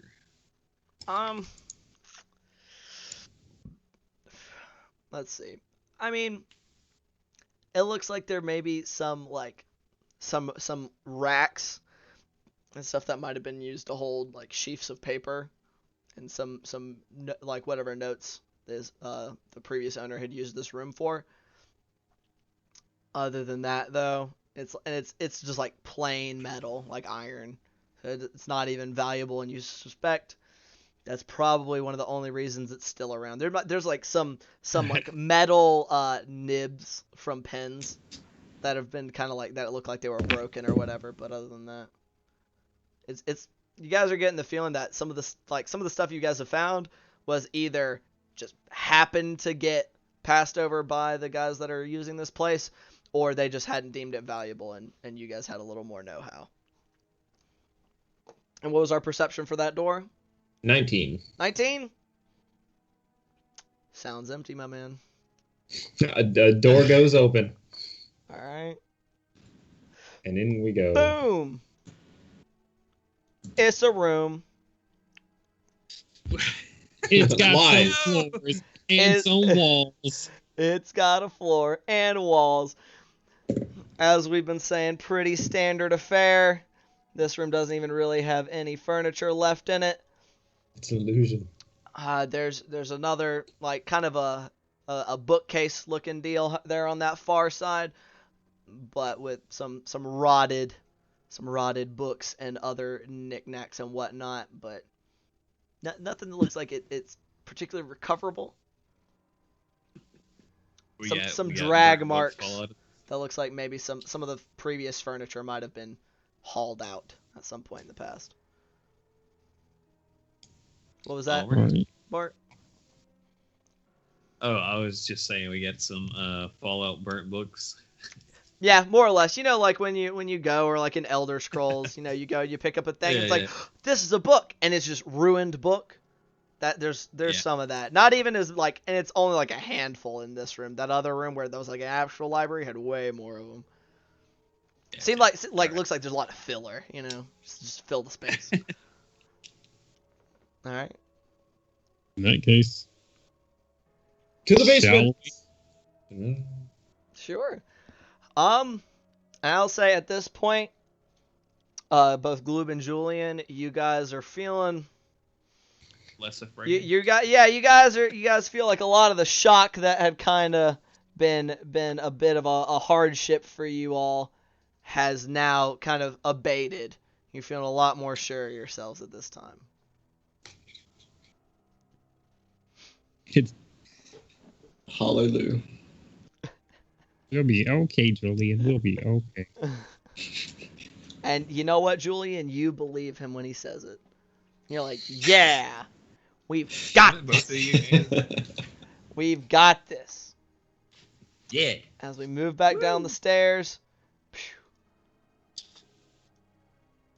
It's And we're funny, back. as soon as his fear runs out, mine's going up with us getting closer to this danger door. Should we? I kind of feel like we should maybe go into the secret door first. There might be some, I don't know, maybe some kind of stash in there. Might be something we could use against whatever dangers are in the danger room. But Bart, there's no danger in the secret door. And Right. I'm not sure those two things are mutually exclusive. Just looking at a. I'm gonna be completely honest with you. I've had enough danger for the night. And I believe you have too, and I'm just gonna poke my finger through one of the arrow holes in the chainmail. Hey, at this point, y'all have come down the stairs, and Ned has kind of come creeping down with y'all, and he's still got that dagger in hand, and he's, but as Yeah, you come into sight of it's like little- all the bodies, he just kind of wow, you guys, he has a really handled business down here. Speaking of the 2 archers that are in this room, Yeah. how many arrows did they have left? Roll an investigation check for me.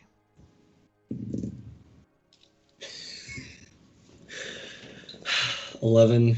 11. Between the two of them, you get about, they have about 10 between the two of them that seem like they're usable. And while I'm grabbing these arrows, like, hey Ned, point at one of those short swords. What? Hold out my hand. You point at what? One of the short swords and hold out my hand. Just kind of goes, kind of slap it into your palm and reach down and pull a short sword out off of a dead man.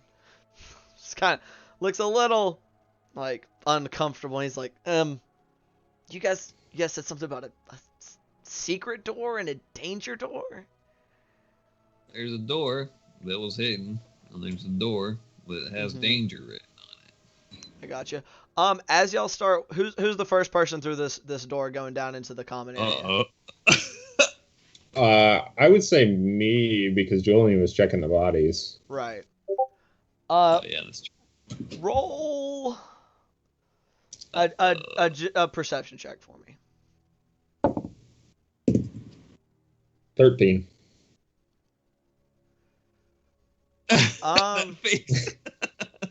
Ooh. You kind of walk in and, well, seems about how y'all left it. Okay. Everything's good. All right. All right. So, keep going. So y'all just walking on in. Yeah. Do I see anything with a 17 passive perception? I'll say with the passive, you feel like something's different in here than what it was previously. I'll say with the passive 17, you feel like enough is off that you can get an active perception to look around, especially after Jakob's comment that everything seemed okay.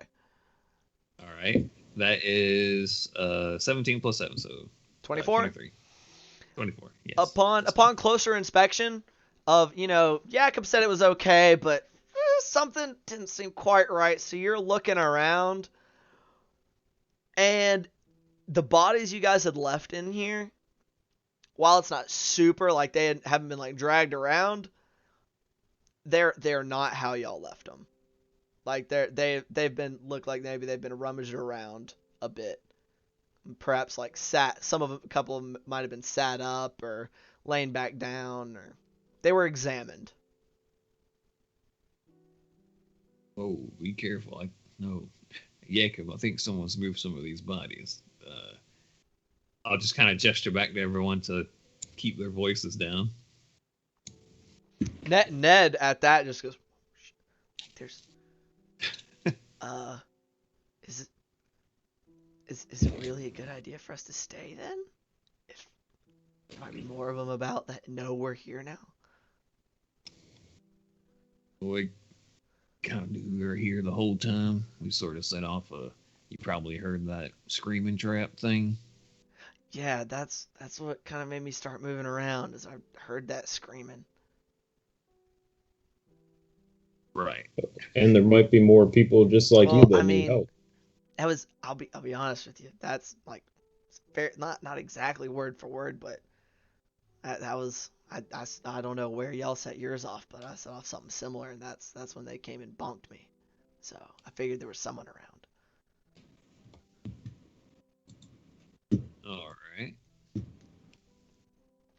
So what are you boys doing? Should we stealth over to danger door or secret door? I'd like to stealth over to danger door. that sip. Why are we going? Well, over I'm to the talking. king? What was I'll, that, Bart? Oh, I'm just talking with y'all. I'm not going yet. I'll nod at the secret door entrance. All right. It might be some way out. That's true. So far, you've got 1 and 1. Oh, yeah, I'm gonna go towards secret door first. My Could just be voice- a chest full of Not gold very and health potions, for all I know. Right. Secret door. Right. Somebody. What would be? What's a? Well, what would be? Is wisdom usually used for memory checks? Intelligence or Intelligence. wisdom 1. Julian and Jakob, roll an intelligence or wisdom check, your choice. Nat 20. Natural 20. Nice. All right, Jakob. One that actually I got fucking a 4. counts because I don't have disadvantage. You said a 4, Jakob. Yep. Yeah, you got nothing. But Julian, Nice. you will recall you kind of thinking on when Bart just mentioned that maybe they were like maybe there's some just like a pot of the big old chest of gold and some health potions in there. You remember that at least one or both of the last two of the group that you guys fought before, when it seemed pretty clear that they were gonna lose, were trying to bolt for that door. Oh yeah. Like they were eager to get there. Yeah, that's why I said I think it's a way out. Right. Okay. Feels good for a nat 20 to fucking count for once. I had 2 that I lost to fucking disadvantage. It be like that when you are most of the frightened condition. All right. So, gentlemen, what are you doing? Y'all are coming up on the secret door. Is there any Stealth. obvious way to open, like a secret door handle? I did say that previously that when Julian was looking around and when he discovered it in the first place, that it's not a super well hidden secret door. It's more of a secret door than anything else. Like it's made to kind of blend with the wall, so if like maybe somebody's just giving a perfunctory look around, they wouldn't notice it. But it has a kind of like rope handle that's lies inside like a bit of a nook in the wood, so if you can kind of pull it out and that's how you're gonna open the door. After you, big guy. All right. Opening the door. There, you're opening the door. Going on in. Alrighty. So upon first entering, gosh darn it, I said reveal, not hide area, you dinkle fuck. Dinkle fuck. Coming into a little bit of a room. I say a room, it's like more of a hallway with some stairs leading down. You can see some more stairs coming down here at the end. All Getting right. kind of tired of stairs. These aren't like steep stairs, like these aren't between levels. It's more of a like it was there to just prevent it from being a ramp. So you have a little more, you can get a little more grip on it. Gotcha. All right. So you guys are now Stealthing here. on down. You guys are stealthing. Sure. That's disadvantage for me, so Do you want me to? Do it? Oh, dude, we're fucking golden. Don't worry, no one's gonna hear us. I got a 4 on my stuff. get a 14. I'm sorry, 5 actually. 5. Oh dear. You said okay, so I got a 5 from Bart, 14. 14 from Jakob. Anybody else? Dirty 11. 20 from Gloob. Okay, dirty 20 from Gloob, and what for Julian? 11. 11. Bro, we loud as fuck. I mean, Stop. Y'all. Stop. Y'all loud as hell. I got. Oh man. give me 1 second, fellas. I'm so sorry. I forgot to pull something up. Oh, not that, you fucker. Ian looks up how to explain to a PC that they're dead. Don't worry. I'll All do right. explosives work in a confined area. Okay. Ned's gonna be the only survivor. He'll tell our story. We'll see. He gave me my clothes back. All right. So y'all are doing your best to sneak. That's an apt description. I mean, Got this. there's Yeah. somebody. You said you're a 5 total. Dude, scale mail's real loud, bro. It's real loud. I got you. Apparently, Lots of less loud than my chain, or more loud than my chainmail.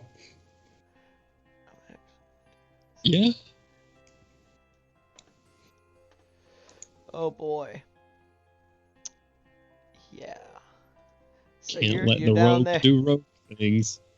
Nope. Gotta clink, clink, clink down the Yeah, stairs. why Oh, fucking loud boys over here. Look, when the arrow Alright. comes flying past, you'll be glad it was me first. You see it. You're seeing all this down here, Christopher. Well, Jacob it was me. Okay. down this way, and then it appears to be a much more like it's not a hall. This is at this point like a rough kind of caverny looking area. Like this is no longer a like finish. Like this wasn't built on purpose. Like somebody like dug this out and it stayed that way. Blue, you want to scout on ahead and see what you see? Oh, you want me to do that now? Well, You just fell down 3 stairs and yelled "ow," and you want me to scout ahead and be quiet now? Yes, I will do that now. I'll hop ahead of everybody. And much obliged. Like I'm sure it'll be fine. Go ahead. Bart, you take a little offense. You feel like you're doing a pretty darn good job, man. Like you feel super sneaky. I didn't yelp too loud. It was more of a under the breath curse. Gloob, so you're peeking a little bit ahead, man, and like I said, you see kind of more or less what Jakob saw. It's this cavern, and these tunnels are just kind of reaching up and around. if it's dealer's choice, I will do.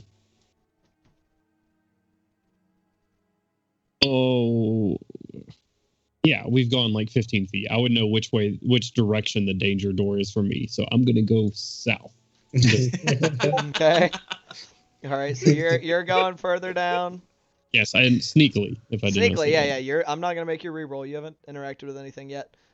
Sneaky beaky, like, are Another- we following him? Do you want to be I'm following him? At a distance. Yeah, I'm staying about 10, 15 feet back. Shit. You're I'll moving move up. back. When I get to this Or Ned's corner right staying here, behind you. kind of blocked off, I'll just hold my hand up a little bit for y'all to hold back a little bit further. Mm-hmm. I'll come back to you. You're seeing like the entrance to like a bigger room at this, or I say room, big like still cavern, but it looks like it's starting to widen out some. Pew. Only being able to reveal things in squares makes this kind of a pain in the ass. I'm not gonna lie. Pew. It's empty. Like it looks like there's a lot of foot traffic in all these tunnels, but there's not currently anything in these rooms. Okay. And I'll just curl on up, and I assume it just connects to the top there. Yep, and that's just connecting right there. You see Gloob just walk, not sneaking anymore, just like, You're no longer sneaking? oh shit. Well, I already said it. I was saying back towards the group over here. Oh, Just but sort of not walking like up that here. tunnel. Okay, that's fine. Yeah, no, not this way. Back towards the group and say, this goes in a circle, so follow me this way. And I'll just walk past all of you, and then I'll start sneaking back. You gonna start sneaking? This way. Roll me a new stealth check. All right. Wait, is that not a dead end right there? Is what Yeah, not a that is, yeah, down that way is a dead end, and I just threw my pencil on the floor. Okay. So, whoops. 1 second. Watch out for the cat. There we go. He's been fucking with my shit all night. Don't worry about it. Not my best. 16. Okay. Terrible. All right. So you're leading them kind of that direction. Yeah. Okay. And it's starting to open up right up here, and as you're starting to run up this, get farther up the tunnel, I want you to roll a perception check for me. Surely. Hey, it's a 15 plus 3, 18. 18 plus 3. No, just 18. 18 total. So, you hear as you're getting closer up this bit of tunnel, you're starting to hear, like, hushed whispers and, like, sounds kind of like some arguing voices. Just, hurry up and grab that box. Dude, get it over here, you fucking idiot.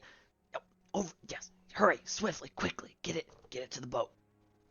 And that kind of, and just kind of just muttering and a little bit of like starting to raise his voice, but then lowering it back down as he realizes it's getting louder. Okay, and I don't see anything. I just hear it. You don't see anything. It sounds like it's coming from like this bit of tunnel, like as you get like it's kind of echoing up that way. And I hear at least 2 voices. I'd say overall you hear about 3. Okay. Like it's a combination of voices. One that kind of the more kind of like this, a bigger, gruffer voice, and you know somebody's kind of like yeah, I'm going. All right. I'll walk back to the party. I'll sneak back to the party and say, more of the bad guys up there. The sneaking's not going to matter pretty soon. They're trying to get stuff out of the house onto a boat. I'm assuming this goes down to the ocean.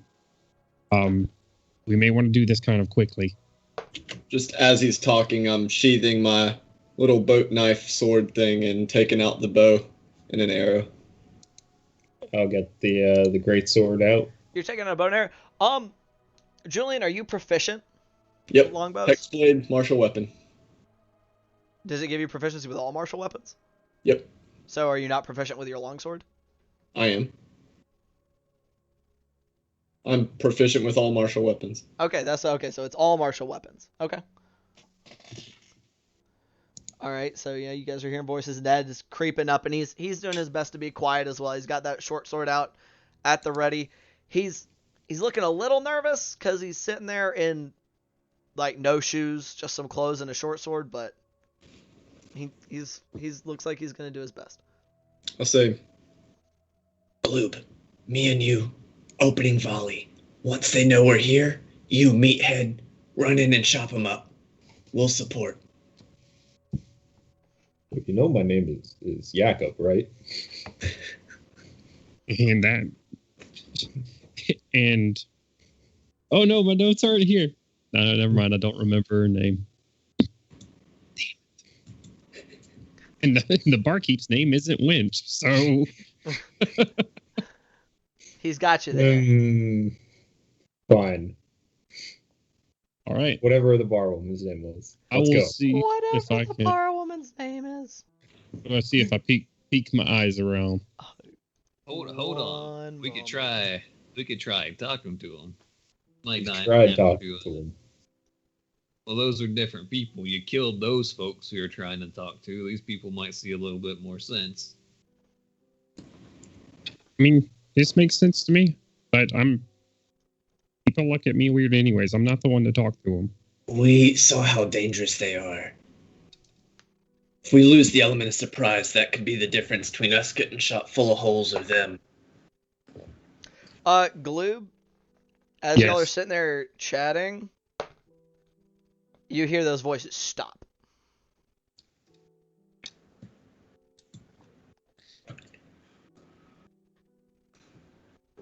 And just I hold my hand out for a really second. Quiet. Unfortunately, Julian, that's already been lost. So, you're up, Bart. You might want to pull the shield out and do your little peekaboo thing with them and see what you can do. Sure, I'll walk on up there with the shield. DM. Yeah. I have a stupid question for you. Knock yourself out. No question's a stupid question. with Bart holding up his shield in front of him like this, can I use him as cover, walking immediately behind him with an arrow knocked because I'm also a small creature?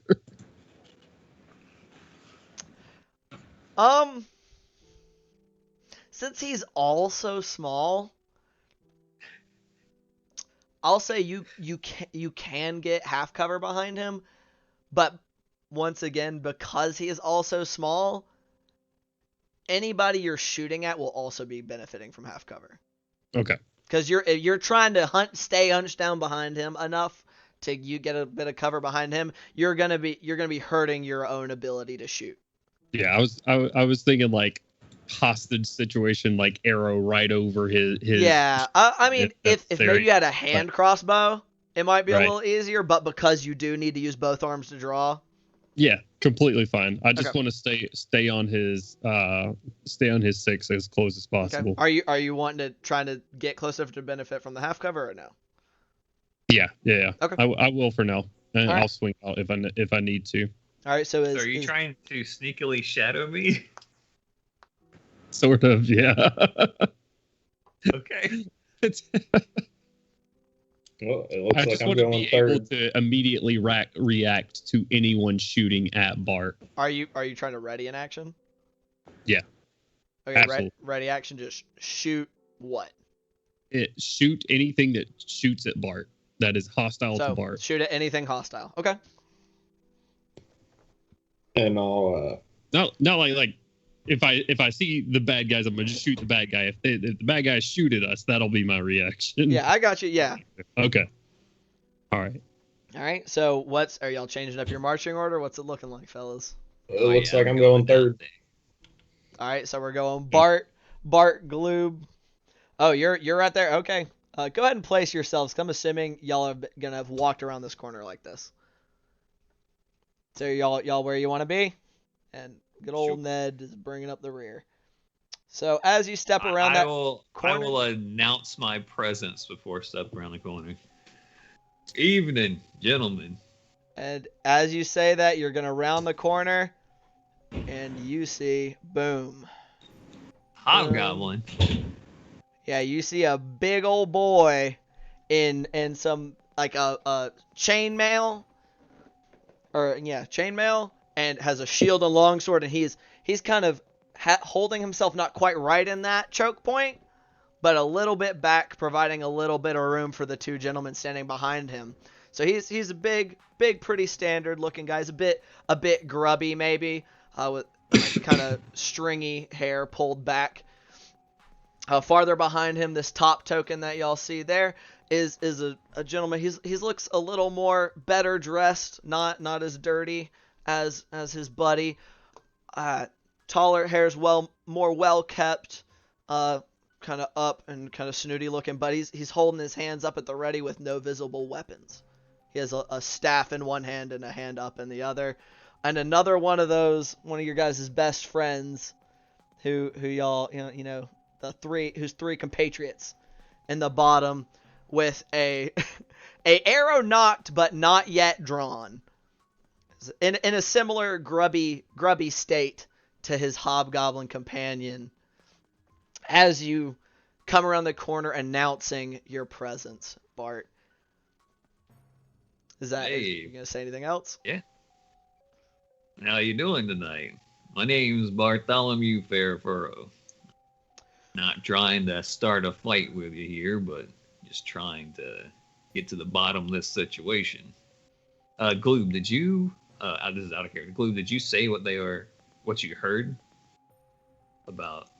Did you? You overheard them talking about getting stuff to the boat? Did you? Yes. relay that I information? relayed that to the group. Yeah, I said we needed to go around quickly because it sounded like they were trying to leave whatever it was. Okay. So, as you're, Sounds like. Oh, go ahead. I was just gonna say, as you're coming around, you're announcing your presence and saying the hobgoblin up front starts to, and then immediately kind of hush by this gentleman in the back, in this back left or top back. Be quiet. Good evening. I think that you boys may be in the wrong place. It might be best for you to leave. Well, it sounds like you all were getting ready to leave. Kind of, face kind of twitches a little bit. I believe that is not of any import to the current circumstance. I advise you go. Well, we had a friend back here who was taken captive by you all, and I don't know your story. I don't know who you are. Don't really care to know who you are. I just wanted to make sure you didn't have any other people with you. I don't care where you go or what you're doing. Just trying to get past this without any more bloodshed. That seem reasonable to you all? If you turn around now and depart, there will be no bloodshed. If you know what is best for you, that is. You also speak not of what you've seen here. Just kind of glaring at you from across the room.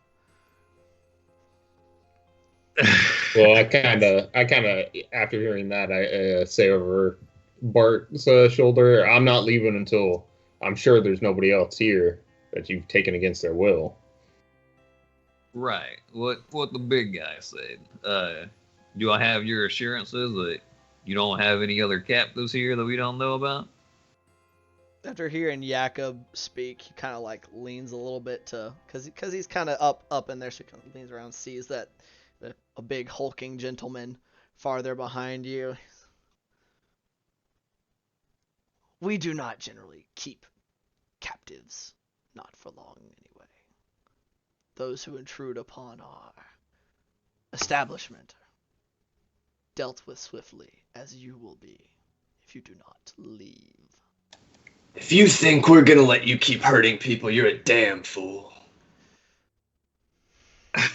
Well, he's growing visibly frustrated after, at Bart's insistence upon wanting some reassurances, and after hearing that, he's visibly angry. Oh, I am You probably dare try to command me?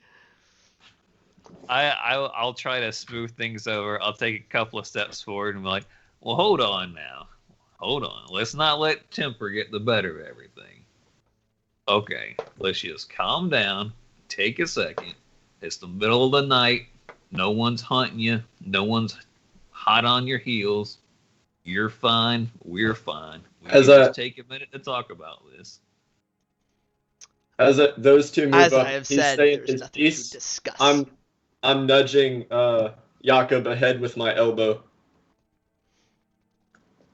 Okay. I ask, well, when you say deal with these people, you mean kill them? He's gonna look at you, and he's seeing that there's more of you guys. His frown kind of deepens. He says, "Are you stupid?" Are you? And kind of listen over you and just kind of grimace a little bit, seeing your face, Julian. I don't like people who take people captive. If you look at me, I'm like throbbing vein, kind of angry looking. DM, do I see? I'm gonna keep inching forward while I'm talking. By the way, I gotcha. What are you asking if you see? Do I see or hear any ocean or waves coming from this room? From that room, no. But you hear vague ocean coming from the tunnel down towards your right. So does it seem like we have them trapped in this room currently? That room that you're looking in right now does not have any visible exits. As they're moving up towards that, I am gonna kind of keep an eye down towards this tunnel. Okay. Gotcha. Well, you're unfortunately you're a bit farther back. You don't really have a good line of sight on this tunnel. You can see probably like more along the lines of a. I know. I just meant like that. Like that's kind of where your vision cuts off. Yeah, that's what I'm saying. If anyone comes around that tunnel right there. Okay. Roll me a perception check. I don't have a huge bonus to that. That'll be a 14. A 14? Yep. It's still okay. Okay. It's not too bad. I will say, as you're keeping an eye on this, you kind of hear the sound of one set of footsteps that sound like they're trying to slowly come up that side hall, Julian. I'll like how I kind of was nudging Jakob ahead with my elbow. I'm gonna give him a quick triple tap, and if he looks back, I'll like. Are you pulling your bow to full draw? Yeah, I mean I'm around the corner from them. I don't think they can Not see from me. everybody. Not Not from I'm not any pointing of them at them. actually. I'm pointing it down this way. Right, but they can see you pull the bow, draw the bow. Yep. You're not trying to be okay. We got company. As you kind of turn to draw, their archer sees you turning that way and bring your bow up to full draw, and it just shouts. He just kind of yells out, "They see them!" And then goes to draw and fire himself. Everybody roll initiative. Do I get my held action? Your held action was for against hostiles, but What? Well, the I guess the bowman specifically right here, who's taking the shot, sure. or are they Sure. not taking the shot yet? I mean, them pull like drawing back. He's not getting a shot off before initiative is rolled. This is initiative is going. Nobody's getting a surprise round. Okay. But I mean, if you've been sitting here like ready to shoot this entire time, like, yeah, still, I was holding action to whoever like showed hostility toward. Hostility? It was towards Bart. That is what I said specifically, but I don't know if I can tell what she's aiming at. I'll give it to you. Like I said, because of how you're sitting, they are benefiting from half cover. Okay, we'll see. Yeah, and you're not hidden or anything, so you're not getting sneak attack on this Right. other. It's probably not going to hit anyway. So it's a Okay. 16. Oh, well, it might. That's actually. Wait a minute. No, not a 16. A 14 to hit. 14 with half cover misses. As Okay. you're trying to snap off your shot in response to this archer going to pull their longbow to full draw, you're doing your best to kind of stay behind Bart, and so you kind of bump your elbow and the bottom of your bow together, and it goes whisking past them over their shoulder before shattering into the cavern wall. Okay. So, Not a problem. I also rolled shit on initiative, so good luck, guys. gotcha. Okay, so has everybody rolled? Yes. Yep. Okay. 25 to 20. Pull up my camera so I can see. Anybody 25 to 20? Nope. 20 to 15. You're 19. muted, Chris. You're muted, Chris. That's why. 20 for Jakob. And what was that, Bart? 19. 19 for Bart. All right. So we got 20, 19. Okay. 15 to 10. 10. 10 on the nose. All right. 10 to 5. Glue. Natural 1 plus 4, 5. 5. Oof. Okay, boys. So, and because I think this is good timing, as you are all preparing to go into combat, that is where we are going to take our break for the evening. Hey. I'm also going to use that as an excuse to roll everybody else's initiative. So, everybody stick around. We're about to, go out, take some potty breaks, get something to drink, but we will be back here in the next 15 to 20 minutes to embark upon this fairly violent confrontation. So don't go Have anywhere. some aggressive negotiations. Aggressive negotiations. You're right. They were short. But yeah, don't go anywhere. Stay tuned. We'll be back here shortly. See you guys in a bit. And we're back. Hello. Hello, everybody. We returned from a bit of a potty break and a rehydration break, and maybe to ease some stiff muscles. So, we are back in here, down in the caverns below the haunted house in Saltmarsh, and our party members, after thoroughly investigating the entire rest of the house that they had skipped the previous session, have made their way and found what is left of the group that they had murdered a fair few of. They appeared to be in the process of moving some equipment and goods and just like boxes and all kinds of things, trying to move them to some boat.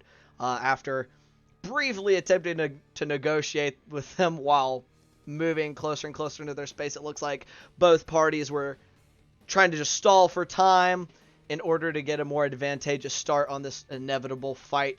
And after Julian noticed the sound of some footsteps coming from the tunnels below them, we rolled initiative and got ready to prepare, got ready to get into this combat. And so we're going to get into it with the top of the initiative being our good pal, Jakob. What are you going to do, my friend? I'm going to move up to the hobgoblin and attempt to whack him with the good old greatsword. Okay. Unfortunately, as you're attacking him, you're going to be doing so at disadvantage because this guy, the entire time y'all were talking, had been keeping his sword and shield up and has been preparing to dodge as soon as combat started. Oh, sorry about that, and that's not a great roll. I wish I got the second one. That's an 8 total. Yep. All right, man. As you know, you're coming in trying to just start this fight off big with, trying to get one of their dudes out of the way. You bring down that great sword in a big hit, but this guy's pretty seasoned. It meets it with his shield pretty easily. Just kind of and just grinning at you. He's actually got a little bit of height on you. He's about 6 foot, so he's actually kind of looking down at you a smidgen. Is that be all for your turn? I believe so. I don't think I have anything else to say. Alrighty. So that's going to bring us over to Bart. All right. I am going to use my last emboldening bond on myself. Or no, I'm kidding. I was like, wow. I'm going to be using it on a good old buddy Jakob and my good buddy behind me, Galoob. And then that will be my action. Okay. And for my movement, I am going to just yeet right on behind this guy. All right. So you're now behind the hobgoblin? I am indeed. Okay. So just remember emboldening bond for Jakob and Gloob. That means you guys get to add a singular D4 on either an attack roll or a save or something along those lines once per turn. So Once per turn. Yep. You get to only use it once. So if you use it for an attack and you get forced to make a save, you can't use it again. Gotcha. Yeah, it's 1d4 to attack roll, an ability check, or saving throw. There you go. All right. So then you said that's going to be your turn, Bart. That's the turn. Alrighty. So after Bart, that is going to bring us to our fine archer friend. And with Bart getting in their face, as well as seeing a big old boy with a great sword moving up, they are going to relax they were starting to draw their bow as this started. But out of respect for Bart, though his stature is diminutive, they are going to be... Actually, you know what? Yeah, she's taken a few steps back. So go ahead and take your attack of opportunity, Bart. It's a natural 20. Whoa, let's go! Nice. Hell yeah. All right, man. Roll it out. It's a 6, too! It's a 6! Hey! Okay. So 6. What? So...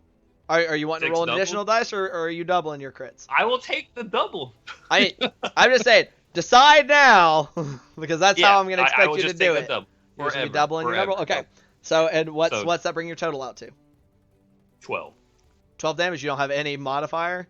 I do. I have You just have a straight 10? Oh, man. I have Okay. straight 10. So you came running up and swinging around past that Yeah, that hobgoblin, and I went as through his legs. oh yeah, He's so like, you just kind of died. So yeah, he was blocking high. he was blocking high and kind of mocking Jakob a little bit. So you just duck up underneath his legs, and as you do so, this archer is starting to kind of back up, wanting to put some space between you and them, and you lash out with that mace and just catch him right in the ribs, and it like there's a visible dent in his side, and he kind of A little bit of blood comes out, but he is not down. Oh no! Oh boy, he's Well, hurting. go ahead and shoot me. You bring it on. Yeah, unfortunately, you did like that smack. Really made him rethink his priorities of targets. As he's moving back and taking 2 longbow shots at you. Oh shit! All right.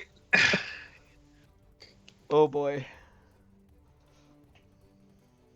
Let's see. It's Big halfling balls. Let's go. 18 is the AC. Yeah. They didn't like your crit too much. Oh, they crit me back. They also rolled a natural 20 on their first shot. Well, I guess that's karma. no. Goodbye, Bart. Oh man, that emboldening bond's not gonna last too long. Does emboldening bond not last if you become unconscious? Well, I guess it doesn't. You might want to double check. I'm gonna go ahead and say that those were panicked shots. So I'm gonna go ahead and say he makes both attacks at you regardless. So I'm gonna make the second before we roll any damage. Okay. All right. The second one does not. It does not last. It doesn't say that it has. It just says as long as they're within 30 feet. Okay, so yeah, even if you go down, as long as they're near each other, they get that bonus. The second attack does not do nearly as well. With a 13, it like that first shot goes off and is gonna slam just right good into you. The other is gonna glance off like a bit of your scale mail. As you were collapsing to the ground with an arrow in your neck, the other one goes flying past. Okay, how much Who's got HP that do you have? potion? I have 11. So he rolled a lot worse than you on his damage. You're gonna take a whopping 6 from that critical. That's great. I'm completely okay with taking. So 6 damage. while that shot struck just completely true, and you feel like should have been enough to put you down, it seems to have gotten lodged in like a bone somewhere in your chest, and your rib cage doing its job, protecting those vital organs. Say, bones doing what Like they're supposed it to do. probably like cracked a little bit, so that job, like Bones. outside of the puncture, Good like you got job, like a Bones. bit of a cracked rib on that side, but it Bart drinks didn't make milk. it quite. Yeah, Bart drinks his fucking milk. Jesus, that was a hell of a retaliation. And so that's gonna bring it. All right. That's gonna bring it to old Snooty Nose in the back. Oh no. Snooty. Oh, I was like, Yeah. that's something to call That's Julian. that's our boy back here. What? Our boy back here. He's seeing the goings on. Gloob took a shot, and there's been a couple other attacks. Okay. So as you guys will see him kind of in the back there, kind of muttering to himself and making some gestures with his hand and his staff, and like around his hand 3 kind of like start brightly glowing spheres of just red start to appear, and then shoot out like beams of just red hot energy just come shooting out, one each at Gloob, Jakob, and Bart. What? The three that have shown themselves to be threats in like these first few seconds. All right. So I still get that cover from Jacob or Jacob. I'll give you half cover from him. Jacob.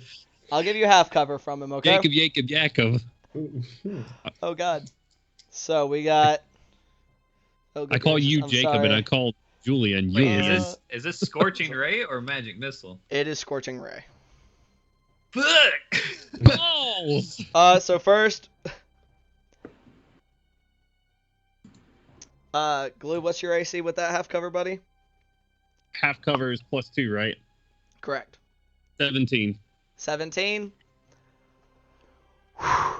just squeezes and like heat like that, the heat from it all like dries out the skin on your face a little bit as it goes zipping past you and burns like a slight hole in the cavern wall behind you. Julian just sees Gloob duck down and then turn around wide-eyed. Oh shit. Oh, similar situation. Your AC is 16, Jakob? Yes. Jakob, okay. Sorry, sorry. I shook my Not head. not quite as close of a call as for Gloob. It just going a bit wide and burning like a streak into the cavern wall off up to your left. And our final Bart. shot coming in at Bart, and it's wow. He seems like he let this first string off and a bit hasty like, because that third one similar to the one for Jakob kind of comes streaking past you and slams actually into one of these like casks right here, burning a hole into it. Oh shit. This man left Hogwarts a little early. His first turn isn't going great for him. The remainder of his term, he's just gonna call out. He's calling out, not necessarily to his troops that are in this room. Hurry up and get here, you fools! Before taking a step a little farther back in the cavern, because he doesn't have far to go, putting his back up against this wall, so you might have to go a little farther to get to him. And that will end his turn. And right after that shout, Julian especially, and you will notice at the corner of your eye, Gloob, a gentleman come hauling ass around this corner.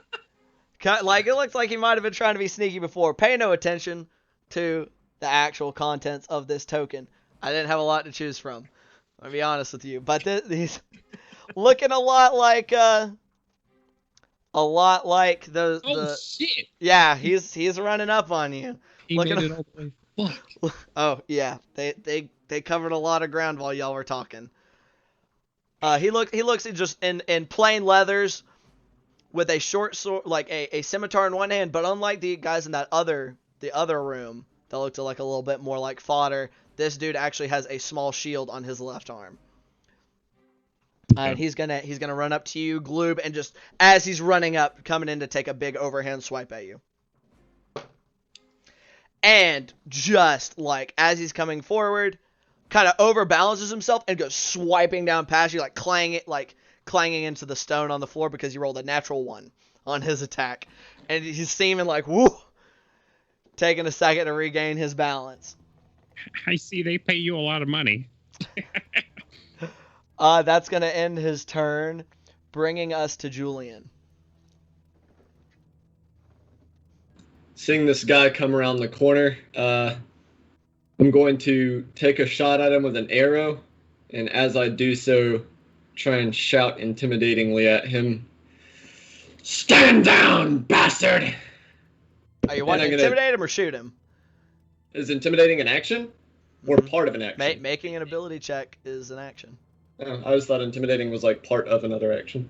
Unfortunately not. In the case, I'll shout and no intimidation. Okay. While I shoot. Nat 20! Holy fucking shit! Yep. Some of you boys coming in strong. Y'all stole from Jacob to really get some good smacks in. Are you rolling 2 dice or doubling your damage? I'm doubling. Okay. Go ahead and roll. 6 times 2 plus 2. 14 damage. 14 damage total? Yep. Okay.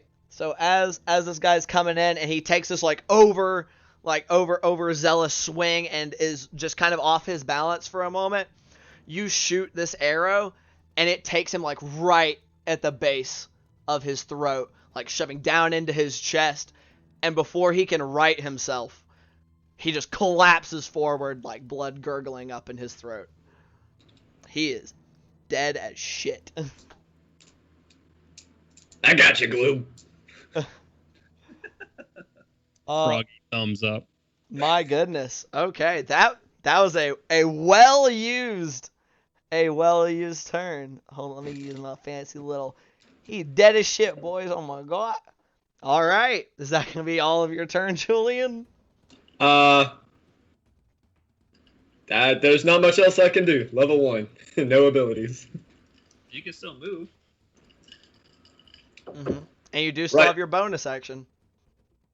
There's nothing I can do with my bonus action that I need to do right now. Okay. So, you're just gonna sit So there? just keeping an eye to see if any other little friendlies come out from around the corner. Just kind of like, meh. Okay. All right. So you're just holding on there, and that's gonna be your turn, which is gonna bring us down to our less than fully clothed buddy Ned.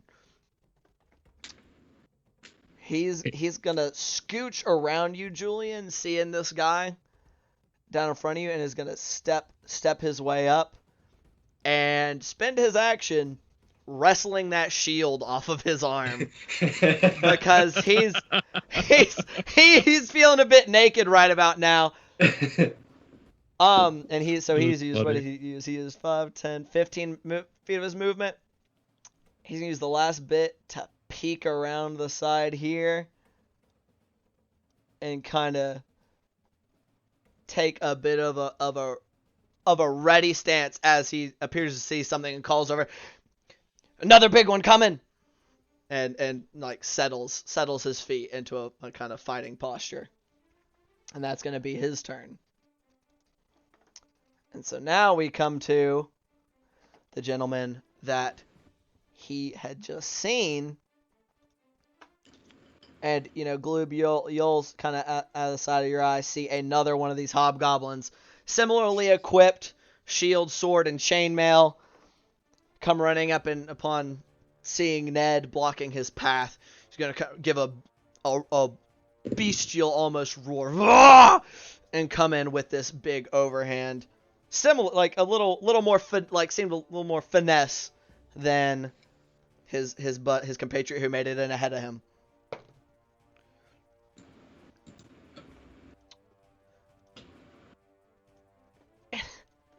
Man, these guys kind of suck.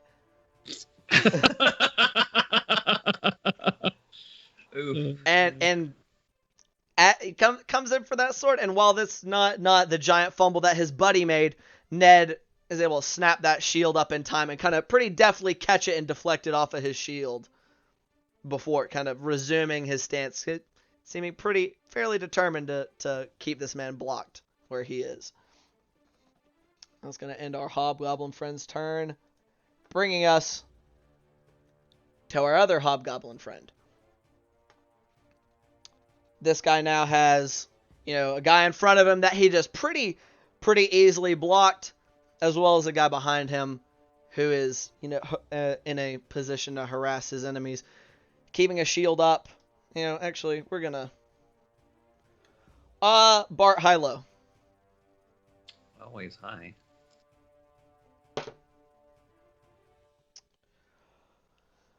Unfortunately, he's valuing taking you off his rear a little more than combating the not particularly threatening threat of Jakob in his front, and is going to swing around trying to bring his long sword to bear at you. All right.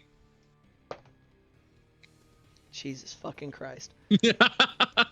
With a mighty 2, he misjudges your height and gives you a bit of a your hat, like kind of knocks it off your head and maybe puts a little bit of a hole in it as he swings just over your head. Does Bart get the rage ability for fucking with his hat? You might think so. Man, you don't fuck with the hat. For that opening crit, they're not doing so hot afterwards. That he knew what was coming for the hat. He doesn't want to just let you guys through, so he's going to hold his position, bringing us finally, but not least, to our boy Gloob. Maybe least. We'll see how this goes. I see Ned's just blocked an attack from this guy. Mm-hmm. But I saw. Oh, this guy to his right may be an easier shot, and you think he should probably hit a pretty vital spot. His His real friend just took an arrow to the ribs, and he's not enjoying that. So I think Gloob is going to slide under Jacob's legs. I'll get it right one day, bro. To this square right here. Okay. He is going to as he's doing so.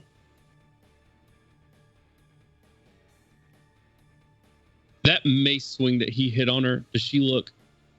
Is she looking like it at all? Oh yeah, like I said, like they're like that archer is looking bad. Like there's a visible indent on the right side of their rib cage, and like a little bit of blood maybe peppering their lips.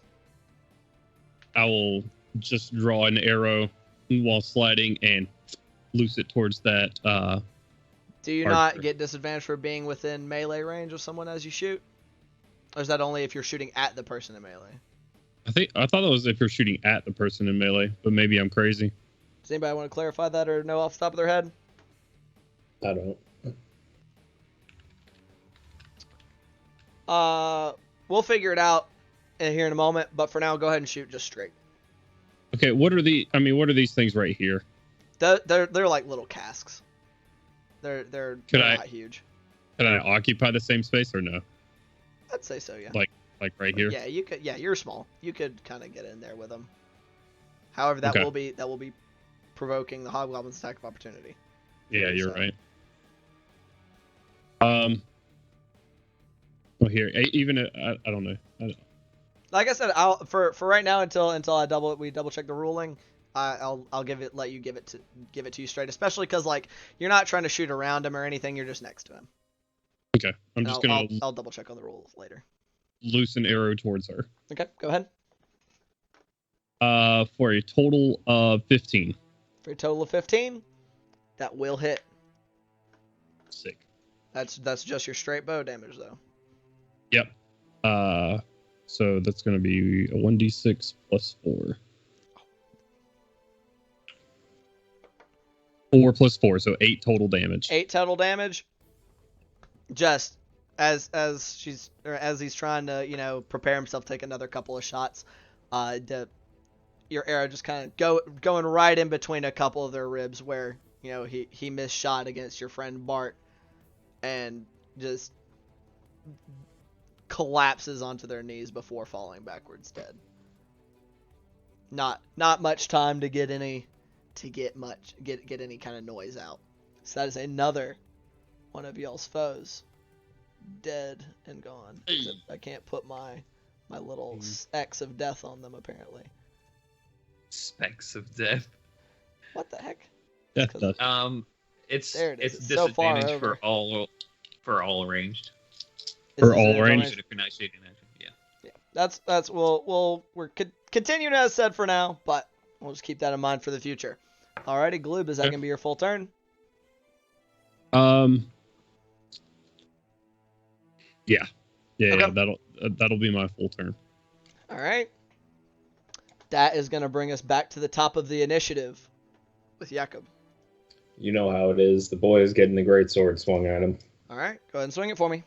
I'm using the D4. Okay. Yeah, go ahead. Yeah, just give me the total. 16. Unfortunately, another swing. His attention has turned away from you as he's trying to turn around and get a smack at Bart. Jakob, don't forget you have advantage. He does not have advantage. Why? Remember, we're not using. Oh yeah. Flanking. Yeah. I forgot. My bad. So as it's coming in, it's very nearly, but it's gonna graze him off his chainmail and go sliding down his back as you try to get another big hit on him. Is there anything else you'd like to do with your turn? Nope. Nope. Okay, that's gonna bring us to Bart. I am going to use the help action on this hobgoblin and let my mace kind of fall to my hip a little bit. Just kind of like hook it back on my belt. Mm-hmm. And then in turn, I'm with my free hand, I'm going to start trying to undo this goblin's belt or this hobgoblin's belt. to distract him. So you're just trying to like fuck with his belt, and he was like, "What?" The, Yeah. like trying to like throw down an elbow at your hands, like get out of there. Yeah, I'm just sitting here. A bunch of shit. Okay. He All just right. Little hand straight in the cheeks. Whoa. He was like, "Whoa now, whoa now." All right. Is that gonna be your turn? Yeah, just somebody get advantage on this guy. Okay. Okay. So he's dead. That killed him. Awesome. No. That's The pants fall down. He just hits skipping himself our on the head archer. with the rock. Just died of embarrassment. Oh man. So our mage friend, our sorcerer is going to he's not really seeing Jakob as much of a threat. That's been unfortunately been fairly ineffective up till now, but he's two of his men have gone down in a fairly short amount of time, and another panicked, kind of throwing out a hand, and three like silver kind of looking spears are coming jetting out towards you guys. Counterspell. Two of them coming towards Gloob, one of them coming towards Bart. This is magic missile. So Oh shit. See. So one on Bart. You're taking 3 force damage. Hey. Ow. Gloob. Still got 2. Let's go. You're gonna take 6 force damage as 2 of them come slamming into you, just one right after the other. Like almost like guided straight to you. Like there was no getting away from it. But he's starting to breathe a little fast now, but he's not quite losing his cool. He's you keep them off me, calling out to the hobgoblin. Hobgoblin kind of looks over his shoulder and just really like he's working himself up to try to deal some damage to you guys. That's going to bring us down because that other guy is also dead. Once more to Julian.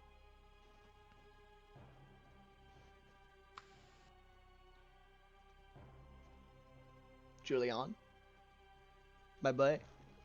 You're muted, I think. I'm looking at something. Oh, okay. Okay. I can't find an official ruling on it. Okay. Ask away. If I am right here, will I be able to shoot around Jakob at this dude? From where? Which square? From the one you're measuring from? Yeah, from if I were right there. I mean, you're trying to fire between your buddy and that tight cavern wall that's like right up against him. Considering he's not actually 5 feet wide though, I'd say at best he's getting half cover from you, kind of because you're trying to like shoot between that, not trying to like bump into the wall or any of that fun stuff. Right. So you can, but he's getting a little bit of a benefit. The next important question is, did I see those 2 spells he let off from my position? From where you were right here, you definitely saw the Scorching Ray. You saw one of them go flying past Jakob and burn a hole in the wall right next to you. And I mean, you didn't see exactly what happened, but you definitely saw some like flashes of light as that magic missile went off and hit your friends just now. All right, I'm gonna go for it. He's gonna move up and kind of lean as best he can and snap a shot off. Bonus action as I shoot. Hexblade Curse. Okay. So, what's that Hexblade's Curse look like for you? Eyes going black. Sigil appearing in front of the guy for just a brief moment before dissipating into smoke. Okay. And for our viewing audience at home, I know he used it in the last session, but because he did not realize how Hex worked as a spell, we replaced his usage of Hexblade's Curse with his Hex spell that was still active at that time, so he got that cooldown back.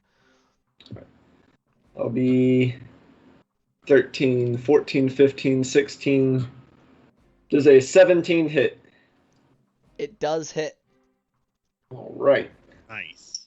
Even with the half cover. He's not exactly built to be a tank. All right. Well, that is a 7 on the dice plus 4.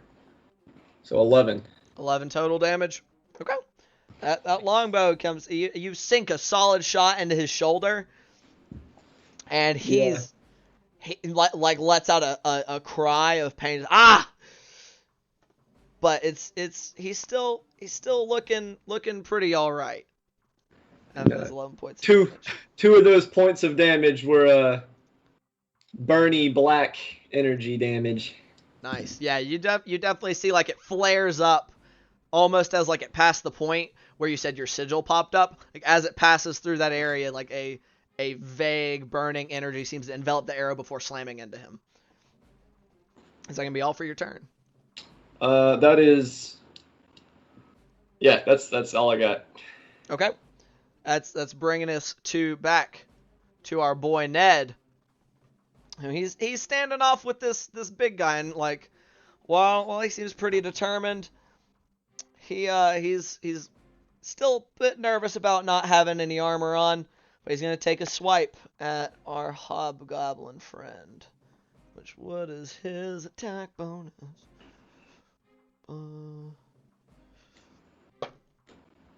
Holy shit. So he just lashes out with that short sword, and it's gonna land with a 19-21 total to hit. Hey. And let's roll that beautiful bean footage. Naked Ned Stark making big moves in the other room. Oh man, so he gets I say swipe, but he kind of is more going in for a jab. He's trying to keep his arms in tight, as much of himself behind his shield as he can, and gets a poke in on this hobgoblin's side that seems to snake its way through his armor, and grunts in pain. Doesn't seem to do a ton to him, but it's enough to make his day a little less nice. That's what we're here for, to inconvenience their day. Yeah, this is like, they're like, damn. My day was much more pleasant before you hit me. So this guy is then, not too terribly happy about that. He's gonna turn around and take a big old, like, he's seeing you guys continue to push forward, and he knows he has to get past this guy blocking his way, so he's going to take another attack at him.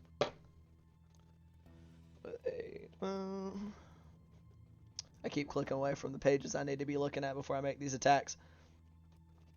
And he lands a solid hit on him with that long sword.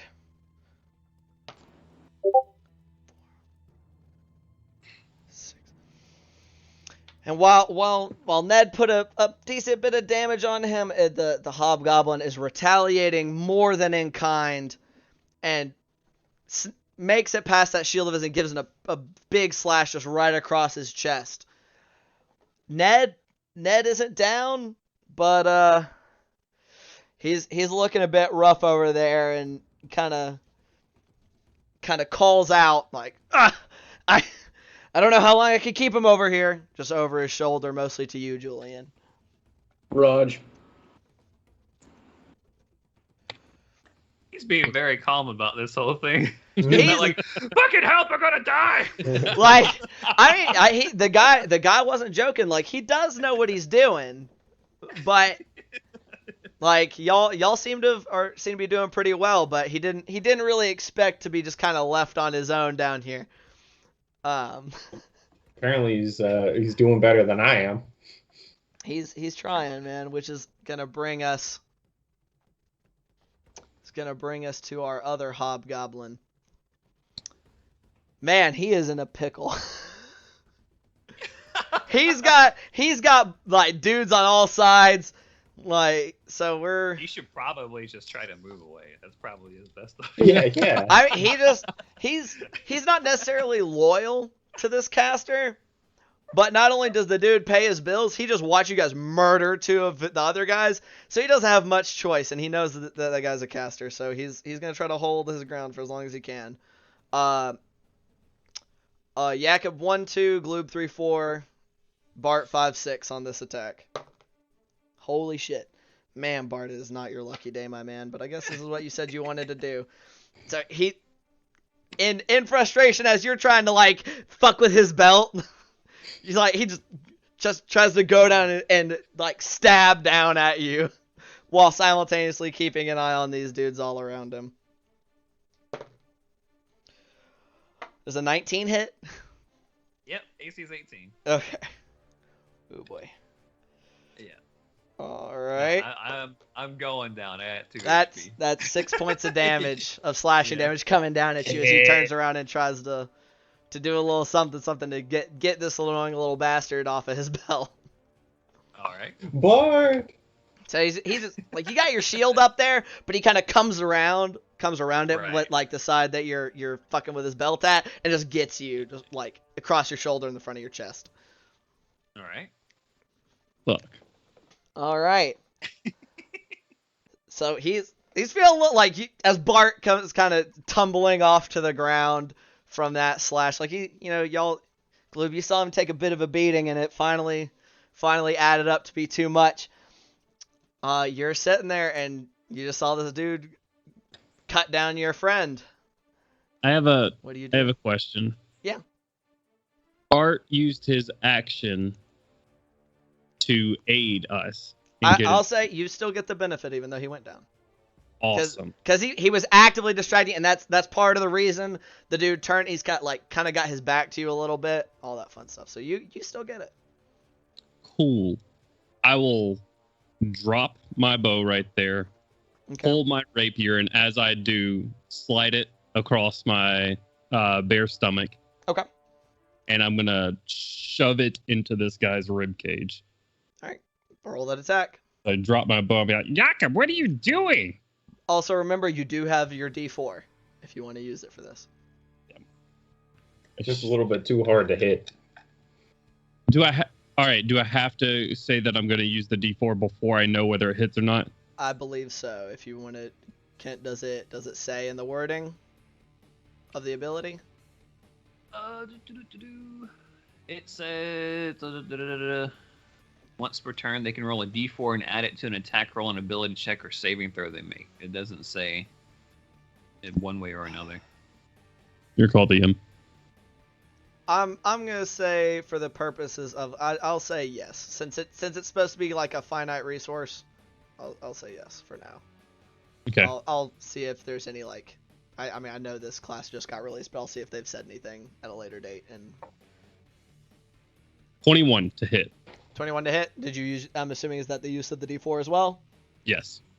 All right. So that hits. Awesome. If you were guessing, cat, fuck off. And so do you want go ahead and roll? Or I guess you want me to go ahead and roll his save, yeah. On save, yeah. All right. Let's see. He doesn't make it. Yes. Roll that damage for me, man. Okay, it's only 9 points of piercing damage, unfortunately. Only 9 points. Yeah, I rolled a 1 on the D8, unfortunately, Gotcha. So 9 piercing.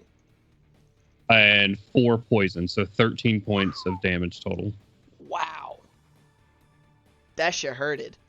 Damn it! I needed him to go down. These are some beefy boys, man. Okay. So I was gonna do something different. I need to ask how you roll this, Ian. Yeah. Typically, I think it's ruled that it's an action to give someone else a potion and a bonus action to take one. correct. Are you sticking with that? I'm sticking with that. I made that wrong call last time. I am gonna kind of keep that up because that just keeps the action economy a little like from being too crazy with how efficient potions are. So action to give, bonus to take. Bonus to take. Bart, this would have gone differently if he would have gone down. I gotta take that potion in my back pocket, pop it, and down it. Okay. So if you're go ahead and heal for that, buddy. Which I believe is it a common is 2d4 plus 2. I think so. Yeah.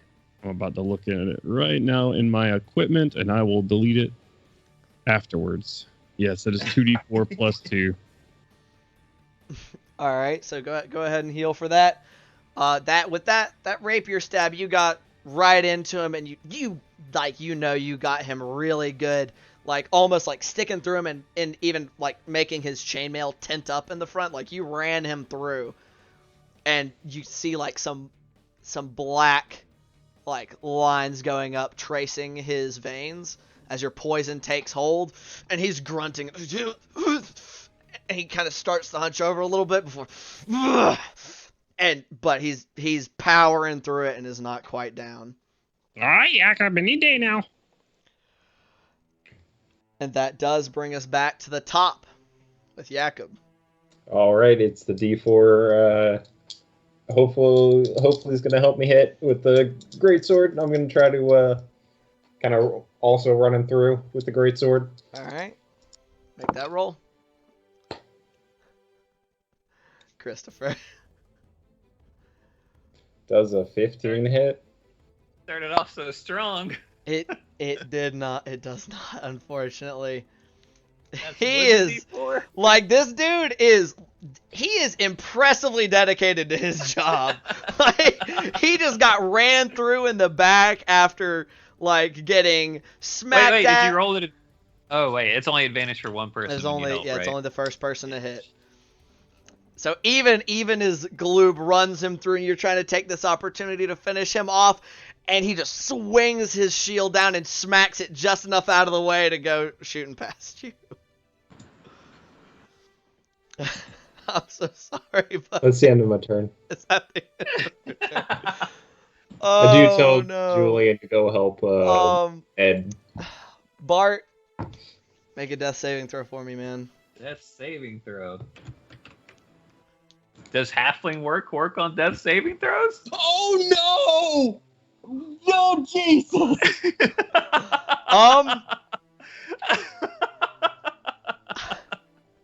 I'm not sure, but in the interest of not having you die immediately in the first like big encounter, I'm gonna say yes. So reroll that Alright. one. Oh no! There's no shot. Did you rolled. double that one? I doubled that one. Okay, so that's 2 down. That is 2 fails on Bart's Okay. death save. Hero. You fucking idiot! I'm just there. Fucking idiot! So y'all, Jakob and Gloob, both like see this like gurgling like jump that Bart's body does. So he's got, and some blood kind of comes spurting out of his mouth a little bit. Y'all, neither of y'all are doctors, but that don't look good. Boys. All right. Wow, All right. that started going south really fast. Yeah. That guy's still dead. Well, at least I didn't. At least I'm playing a halfling, right? It could have been double that one and then double that one. I guess so. Man, that would have sucked. Oh my gosh. Blue's really regretting doing that now.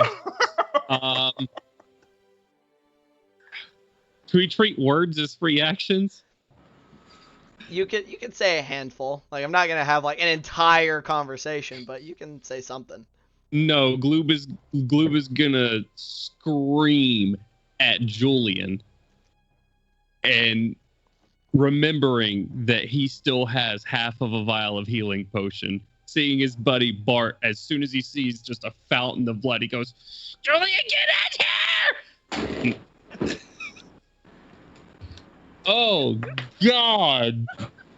All right, that's all I gotta say. Okay. But Julian, Oh my you God. hear a screaming frog. That's gonna bring us to our wizard buddy.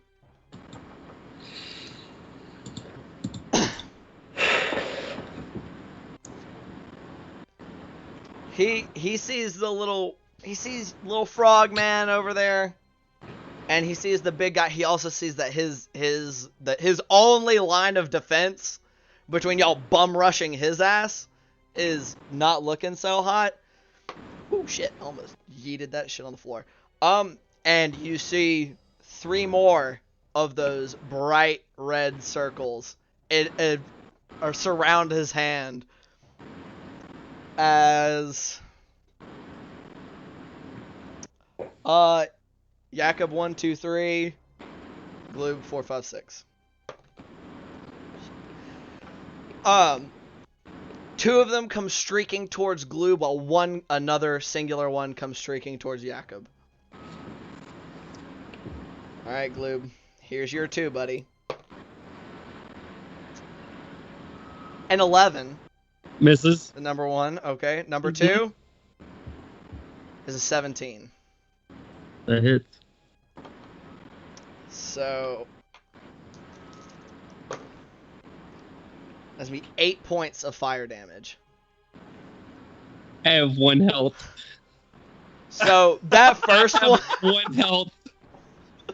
that first beam of fire damage, that first beam of that scorching ray comes streaking. Like this one cleared you by a little bit more, but it's still enough to make you duck. And as you do, with your attention kind of drawn between that scorching ray and your friend who's dying on the ground, the second one slams just cleanly into like your solar plexus area, burning almost all the way through your skin. It feels like that hurt. Someone have a fan on. I hate to interrupt the tense moment, but someone's got a fan or something going on. It's fairly loud. Cody, you got a fan on, buddy? Or is it Kent again? I think No, it's I Cody. don't have anything. Okay. I don't know. Anywho, so that leaves us with 1 scorching ray still coming at Jakob. A motherfucking 9. No. No, is that not, that doesn't hit you? No. This one, it seems like he since he was so focused on trying to get rid of the little frog man, that this one doesn't have quite the oomph that the others did, and it gets you like in your like pec area, but it warms up your chainmail, but not enough to really do any damage. Okay. And he's seeing someone go down and seeing how hard of a hit that Gloob just took. He goes, "Yes! I told you you all should have left." And is standing up a bit straighter now. That's going to bring us to Julian.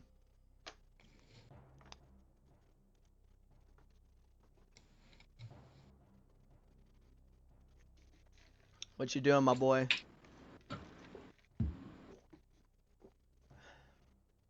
Kent. Bart, I guess. Yep. Did I notice yourself or Gloob reacting earlier in the combat? What do you mean? Who goes first, you or Gloob? I do. Yeah, Bart has the earlier turn order. Gloob is at the bottom of initiative. Gotcha. Fuck! So what are you doing? You just heard... I mean, you're right there, and you just took a shot at this guy. So you saw... Like, I'll say you didn't see the, like, fountain of blood, but you saw the hobgoblin take that slash, and you saw Bart go down. I know. Because there's no one else that can stabilize him before his turn hits. Correct? I don't know, man. You've got decisions to make.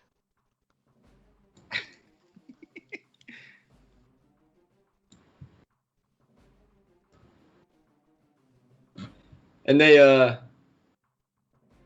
Bart went before me, right? Yes. So rules is written He will make another death save before you go again. before I go again. Correct. The only 2 people that are friendly to you that will go before he has to make another save are Ned, who is currently occupied and was naked up until a while ago, and Jakob. Which that's been going so well. Let's play it careful, I guess. Regardless, I'm running up to that point.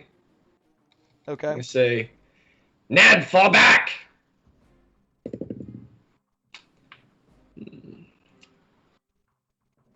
Now we'll force feed with my action a potion to the only other potion I got to good old Bart. Yep, that's That'll the be- second. That's the second use of that potion you guys found. So go ahead and roll the 2d4 plus 2. Oh, 2d4 plus 2. It's 2d4 plus 2. I was rolling 1d8, my bad. Nope. 3. Oh, fuck. Jesus, that's pretty good roll. 7 plus 2. 9.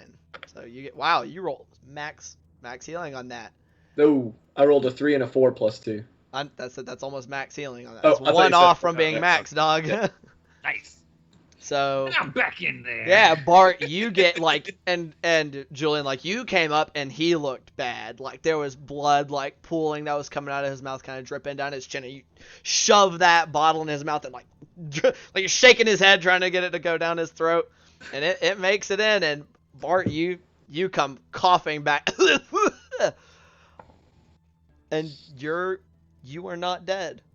I am, however, I'm contemplating. I didn't think about it ahead of time, so I'm not gonna do it now. Actually, never mind.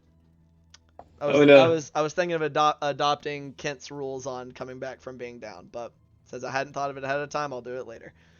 So you are currently conscious but prone, with a shark-teethed man manically trying to force a potion down your throat.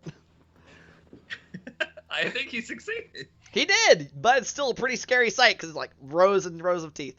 I'm not a pretty man. Yeah, he's not a pretty boy. Bart's woken up to worse.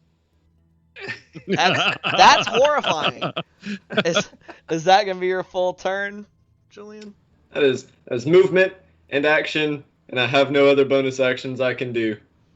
Okay. So, So you called out to Ned to fall back. And as you say that, he's kind of doing his best and he sees you running away from him when he was just asking for help. And so but he doesn't have much elsewhere to go. He can't disengage. He can, but he doesn't have any options besides do what he says or stay here and try to fight this guy by himself. So he is going to be taking the disengage action to shuffle backwards, keeping his sword and shield at the ready. And he's going to assume a position almost back-to-back with you, Jakob. Just kind of like, please hurry up and finish your guy. I'm trying. And he's like breathing heavily, and you can finish your guy. I say mockingly. You can see like his shirt is like the front of his shirt is like starting to get soaked in his blood. So he's like breathing heavily. He's looking rough. He's a bit pale, sweaty, and that's going to be his turn. Which is unfortunately going to bring us to the hobgoblin he was fighting, who is going to advance to block off, to get right up back in Ned's face while blocking off your guys' exit, and is going to just go for another attack, another sword swipe coming in at Ned, attempting to dispatch him. Which, let's see here.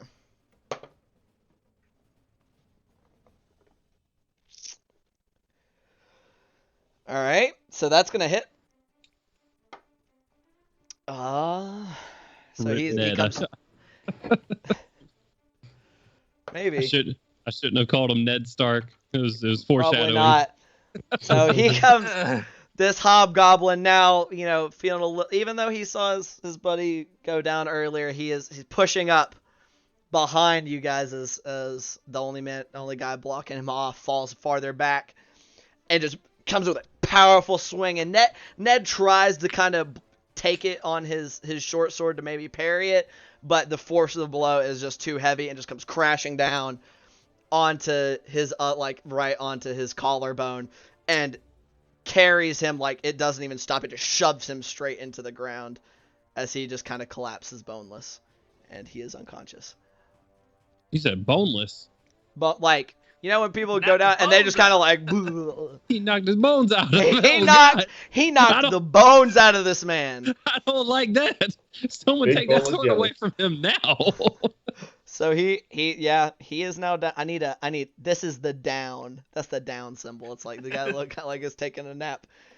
I won't say he's dead quite yet, not from what y'all can tell, but he is super just just laid out on the ground, like hands loose, drop the short sword and the shield. And the hobgoblin seeing that is kind of and just grins at your back, Jakob, as you kind of glance over your shoulder and see this happening, and rolls his shoulders. Fair fight. That's going to be the end of his turn, bringing us to the other hobgoblin. So, oh boy. Yeah.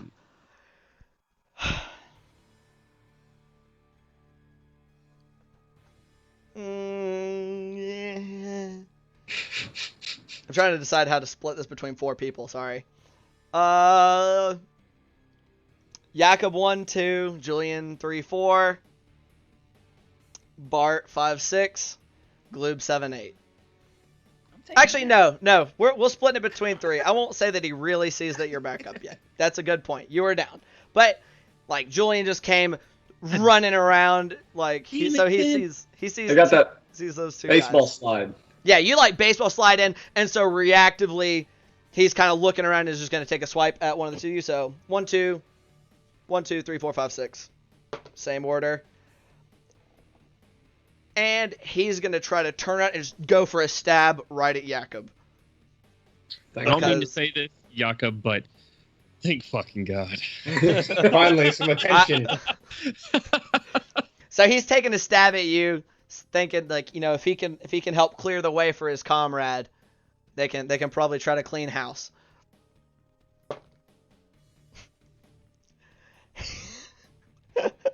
At a 20? No. 20?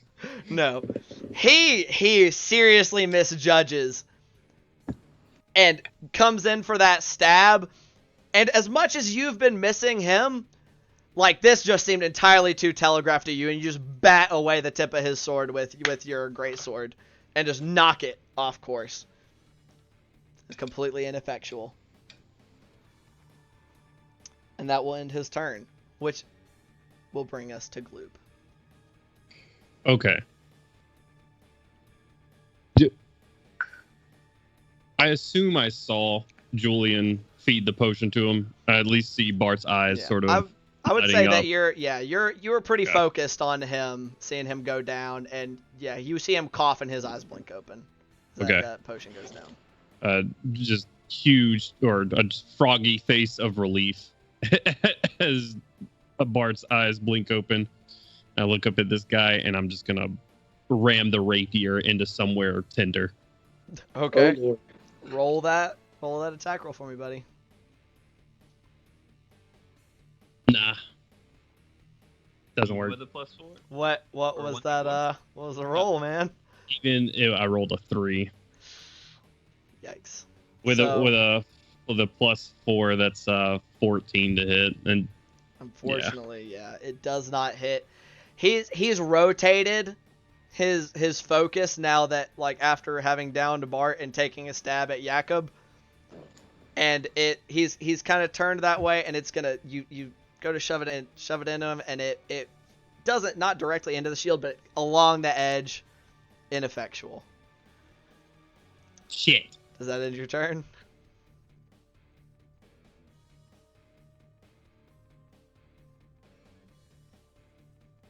Yay. Yeah. Is this can I occupy this square or no? That little corner, unfortunately not. No. Okay. Then I'm gonna stay right where I am. And I am gonna hope I don't die. That's all I got. That's a good hope. That's a good hope. So, Gloob, you're sticking your ground for now, but it's looking pretty spooky. Just gonna bring us back up to Jakob. You know what your boy's gonna do. You Jakob, sword. my boy, make the attack roll, please. That is 18. 18 exactly. Yes. Just hits. Okay. I'm 2d6 plus 4. Okay. that damage. That is 13. 13 total. Yeah. All right. So this time, you finally are able to get in this guy's defense, and as you do, you come in for like that big like ramming with that great sword, and you just through his chest. Almost With a cry of relief. Yeah. Laugh at this, you SOB. And Bart, it goes all the way through him. You just woke up, and then you have like the tip of a great sword, like this far from your face. But he still with kind of that bit of a smile as he saw his buddy coming up behind you, Jakob, just kind of, and just kind of starts to fall backward off of your sword. Hell yeah. He is dead as shit. Good job. Good. Finally. About time. It's about time Good. for fucking you to hit somebody, Chris. Oh, God. That's because I started using the D&D Beyond D20s. Is Apparently, that what it everyone I get was? is awful. Yeah. Okay. Is that going to be your turn? That will be my turn. All right, Bart.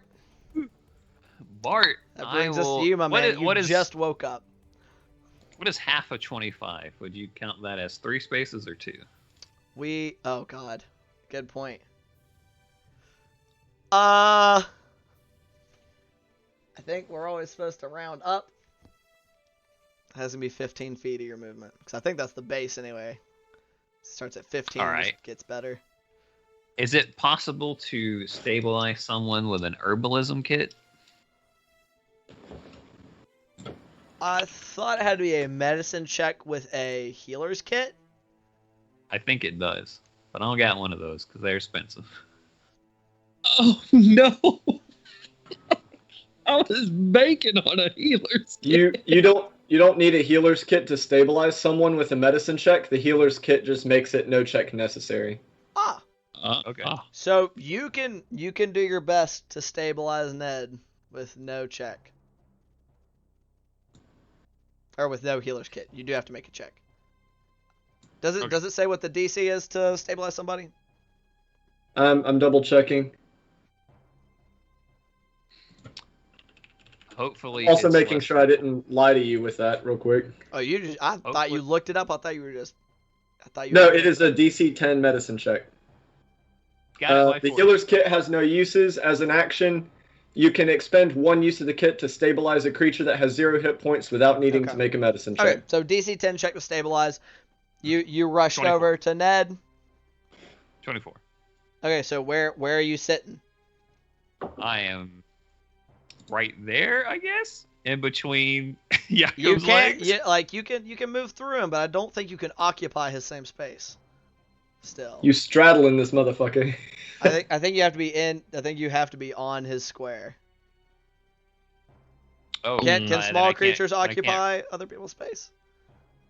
I don't. As a I don't think so. halfling with halfling nimbleness, I can run through other people's or like move freely through their squares, Right. but I don't Even- have 3 squares gotcha. of movement. Oh, so you can't get to him? Right, you said it was 3 squares to get up for half my movement, right? Right. It's 15 feet of movement. So I cannot get to him. Okay. How would you like to use your turn? That's a good question.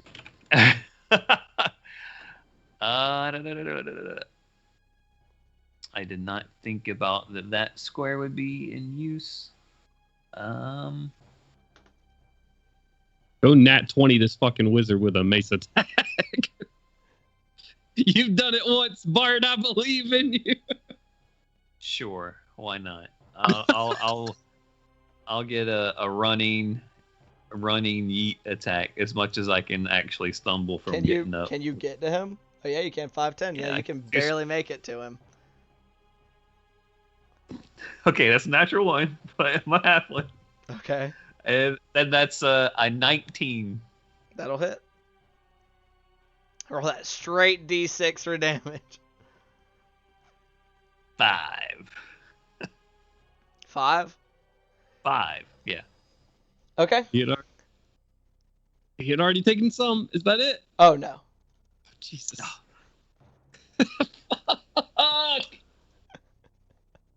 Oh Lord. Oh man. Yeah, I mean you get a pretty solid like clock on him. Like you get him like right in his hip, and he's kind of like trying to like get back, like lean in like away from it as you hit him. But you still get him pretty good, and he grimaces in pain as he's kind of like looking down from you to up to where he just saw one of his only like real line of defense get knocked out. I just tell him we go to end of this peacefully. Just spit out some blood on his dress. I don't know what he's wearing. He's not like he's wearing like fancier clothes, but he's not like in like a wizard robe or anything. Like it's not like the full stereotype. Well, now they have his blood and my blood on them. Oh man. So is that gonna be your turn? That's my turn. Right, so that brings us back to him. Bring it on, guy. Man, so you just lost one of his last lines of defense, and you just got right up in his face. You see familiar flickers of silver light coming to his hand as he just kind of like slashes down through the air at you, muttering some arcane words as all 3 magic missiles coming right at you, Bart. Oh, right. His only hope was keeping distance away from you guys.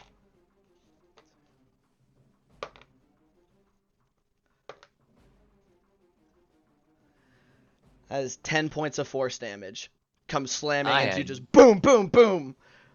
I am back down again. God damn it! No. I had 9 hit points. Okay. Man, you must really be enjoying that floor. Yeah, dude. I keep going back and forth, having a nice meal with a Sorololi. It's a pretty good time. Says nap time. Oh god. Where's my Somebody get We're taking naps. Do what? Nothing. Okay. Yeah, so unfortunately, Glue, once again, you see your buddy Damage negated, guys. I got it. He gets up and he is raring to go, and he just comes charging at that wizard, swings, gets a solid hit on him, and the dude stumbles a little bit, but then that hand comes up and comes down, and you just see those 3 streaks of light just slam into his friend, like shoulder, side of his face, other shoulder, and he just goes collapse right back down to the ground, unconscious.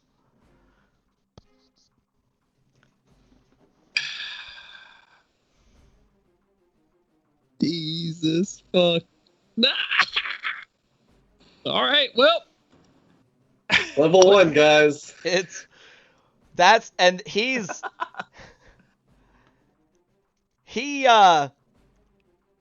While he's like snarling down like good, he looks back up and is still assessing his situation as not grand, and is sliding over to see if he can get a little bit of extra space maybe between you guys and him. Like he is hugging that back wall, like looking for possibly needing a means of escape.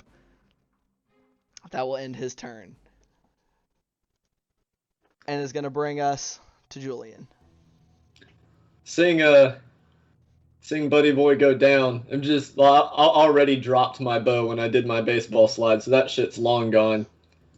I'm gonna run up to here, and as I run, pull out a dagger, whirl around, and use the full momentum of the spin to yeet that dagger at the guy. Okay. Oh, shit! 17 plus 4. Definitely hits. Okay. Roll that damage. 3 plus 4. 7 points of damage total? Yep.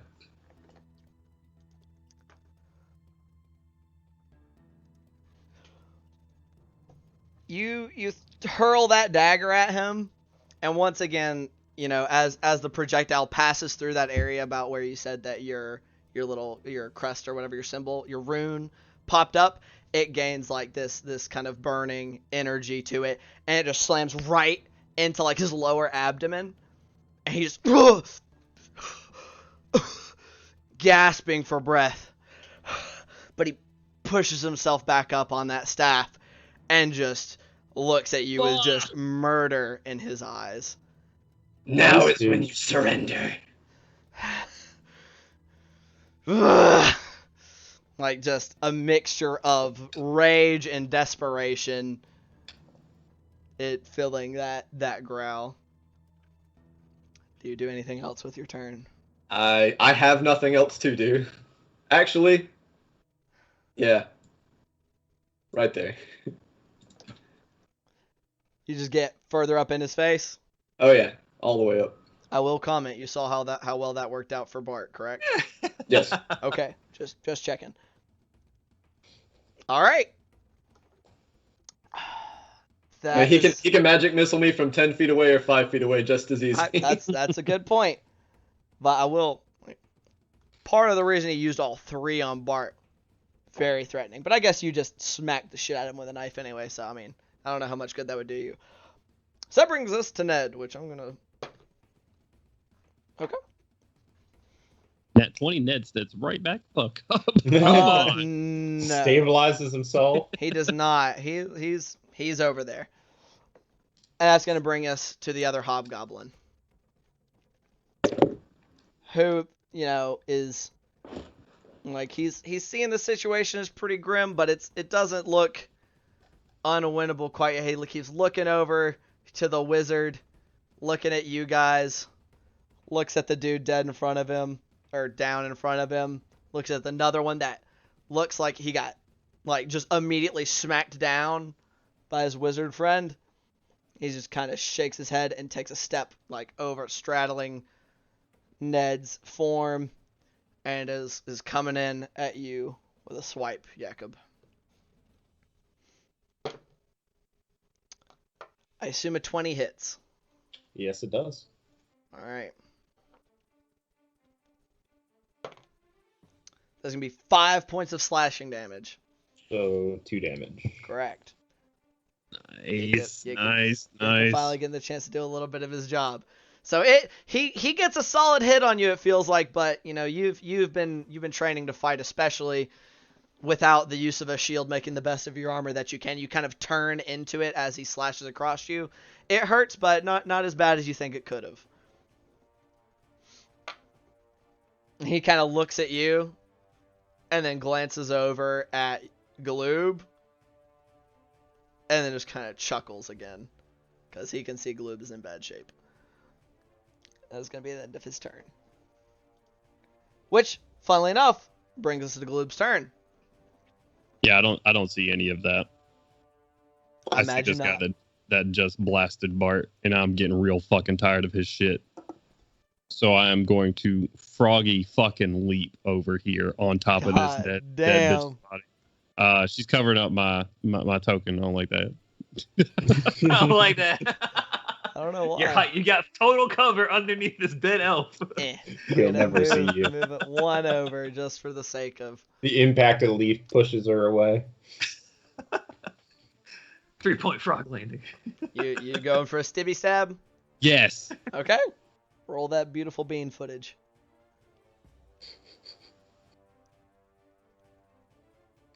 You're scaring me, man. Yes. Okay, there we go. 21 to hit. That most definitely hits. You just grab his You do. dagger and like, oh, Do keep get in that mind, back you from get sneak attack damage because Julian's Oh, right I there. know. I know. 14 points. 14 points of piercing damage? Yes. Holy shit. See, I knew I got up in that grill for a reason. Man, I really hate that the other one's not dead yet because this kind of... You know what? Fuck it. How would you like to end this man? Oh. Yeah, no, exactly like I said it. So I can do a 25-foot leap, horizontal leap without a standing, and that's 5, 10, 15, 20, 25 on top of him. Right. So I want to full froggy leap when I see Bart go down. I just get real low with my rapier in hand and just boing across the fucking room and just like a dart, rapier in hand, land in his forehead. He says, "I am the projectile." Oh god. Okay, so you're going for this jump, and you come flying across the room. He just got this dagger right in his gut from Julian, and he's going to raise up his hand as the silver lights start to glimmer around his hand. He's going to try to do a repeat performance against Julian.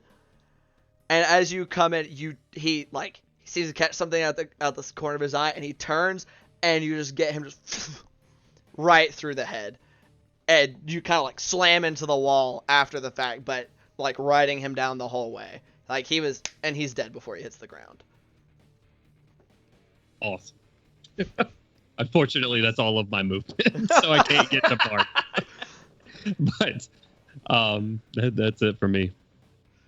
Nice. Okay. That was good timing. And now I'm at full health. Do you get the heal even if somebody else kills him? Yep, Nice, if the subject dies. Nice. Okay. That's going to bring us to Jakob. So this dude just came in and really just it's kind of insulting that he tried to, hurt you with that sword slash. And you just hear a crashing sound behind you mixed with some soft squishing sounds. And you just see the hobgoblin you're currently facing, his face just go from kind of grinning at you, his eyes seem to follow something behind you, and he just kind of goes it's just a face of, oh shit. What would you like to do? I'm hitting him with my sword. Alright, roll that attack, man. It's a nat 20. You already rolled? Yeah. I knew what I was doing. Okay. Alright.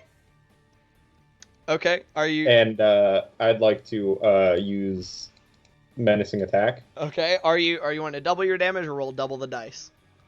Double my damage. Okay. Does that... Now the question. Does that add the menacing attack into it? Yes, all dice damage. Yep, so you're going to roll 3d6 and double the result, and then add your strength bonus. Hell yeah! Nice. Okay, so that's 7. So 14 plus 4. So 18. 18 total damage? Yep, and he needs to take a wisdom save. That doesn't matter. Okay. That doesn't matter. As you're coming in for a repeat performance from earlier, you're feeling full of righteous fury from knowing that these guys have been killing just anybody that is showing up, and it doesn't happen to be scared away by their tricks. It just, you're full, you lean back a little bit as you go to bring your sword over your head, and comes slashing down, and even as his face falls, and then he's like, oh wait, shit, there's somebody I'm fighting, and he goes to refocus his eyes on you, your sword just cleaves through the top of his head, all the way down to his throat before getting caught in his collarbone and his spinal column in the back. And he is dead as shit. Should I roll a death save? If we're out of initiative, I'm immediately treating Bart. Yeah, I mean, it was right there. I won't make you roll a death save. And I'd like to treat Ned. Okay. Are you trained in the medicine skill? Nope. Say, I'd like to help him. I mean, Oh, wait, I have a health potion. You do have a health potion. I'm talking to Gloob as I'm turning around and immediately. Can't. Huh? He What? can't help you. Why? Cause his skin is poison. His skin is poisonous. Well, you turn around to get help out Bart, and Gloob is sitting there with his hand on his knees, wanting to help, but he's just I don't know what to do. Even if I could, I don't know what to do. Would I have no bonuses to this. You roll a straight 10. 14. 14. Oh my god. Are you trained in medicine? Nope. Do you have to be trained in medicine to make this check? Nope. Okay. So I guess you can make the check if you would like.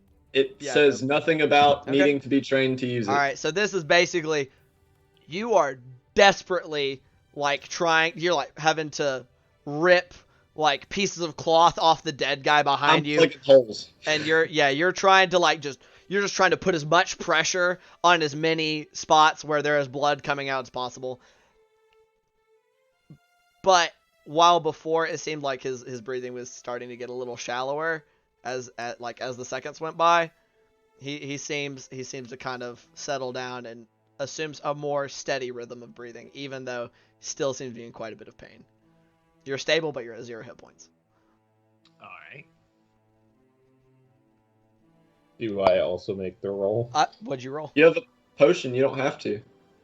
I mean, if he wants to save the potion, he can do Maybe, whichever. yeah, maybe I'll just use potion. Either roll the medicine check or roll the healing for the potion, whichever you choose.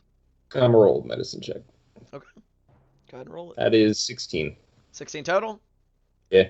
So similar story. Like, you're by no means a surgeon, but you've been fighting a lot, especially more recently, and you've kind of peeked in on these guys, and you plug up the parts of him that are letting out the stuff that's on the inside out to the outside, and he seems to, while in still relatively rough shape, he is more of just an unconscious breathing rather than a, I am fighting for my life breathing. I see rolls and stuff over here on the map. What are these? So now that you guys have gotten a chance to like, the fighting has ended. There's a lot of dead guys all around, and y'all are beat to shit, especially one halfling. You're looking around and you see like shipping crates and casks and like rolls of like that are carpets or tapestries, and it just looks like a bunch of trade goods. And they're even in some like these casks that are off to the side, some of them are like open topped barrels, and they are filled with either like arrows or some bows or some spears. And These tapestries and carpets are about to make some really gory bedding. I'm gonna start setting up like a little like rest area for the two people that are unconscious. okay, by all means. Excuse me. While he's doing that, can I check the two hobgoblins for like any salvageable armor? I have my bedroll attached to my backpack. Yeah, but you're like bleeding a lot, so probably I'm trying to not ruin your shit. I will say, Christopher, that or Jacob, I'm sorry, that like just roll an investigation check for me to check on the how rough their armor's looking after getting murdered by you guys. 18. 18. I mean, it's chain. I mean, it doesn't. You're looking at it, and while it's a little worse for wear, especially after the fight they just endured with you guys. It's there. You could take it and sell it or have it repaired. It is not, doesn't look like it's particularly better than what you're wearing currently. How heavy is chain? You're wearing full chainmail. And Yeah. if I recall correctly, these guys are just wearing chain shirts. No, they were actually pretty similarly accoutrement to yourself, with some like chain gauntlets on their hands and such on and so forth. And so it looks like what you're wearing for the most part, but a little not maintained quite as well, especially with all like the salt air and water that was nearby, and after getting stabbed, slashed, and all kinds of stuff from you guys. But basically I'm setting up for a rest, short or long, regardless, but kind of getting them set up, getting a camp, tossing all the dead bodies in one area for us to look through. Okay. Making sure I'm changing bandages on these guys and stuff. Okay. I'm not gonna take the chain. You're not gonna take it? No, it would make me over encumbered. Really? And after I have the two injured people settled and the corpses stacked, I want to go check to see what's down here. Down where? Down the way? Okay. By all means, like it's not particularly hard. Like you drag your unconscious comrades onto those things, and while they still don't look great, not dying, You can go down. You're walking down that way. I'm gonna join them, just in case there's more guys. It took you guys several minutes to get them set up, like resting, and there was not a sound anymore. Like after the fighting, like no sounds except for like your guys' own heavy breathing, as well as some ocean sounds coming from down this tunnel that you guys are now investigating. So you'll go down there. I ain't letting Poseidon take my buddy. There's another pile of similar trade goods. Y'all just gonna come on out here. And it leads out into this little alcove where you guys see a small boat that is currently partially filled with supplies that it looks like they were loading into the boat. And there's actually some stuff that looks like it was dropped closer by the boat, but all of similar, similar like crates of any kind of goods. Can I check to see if there's anything that could help the two people that are injured? You can try. Go ahead and roll an investigation check for me. Oh, that's an 8. So, for those that are Not, still conscious, are we agreed upon taking a rest here? Yes. So the party members can kind of heal up. And during the rest, I would be doing a detailed check through of the guys we took down, looking for any identifying information, maps, notes, whatever. Okay. I mean, valuables too, but mostly the maps and notes and stuff. Right.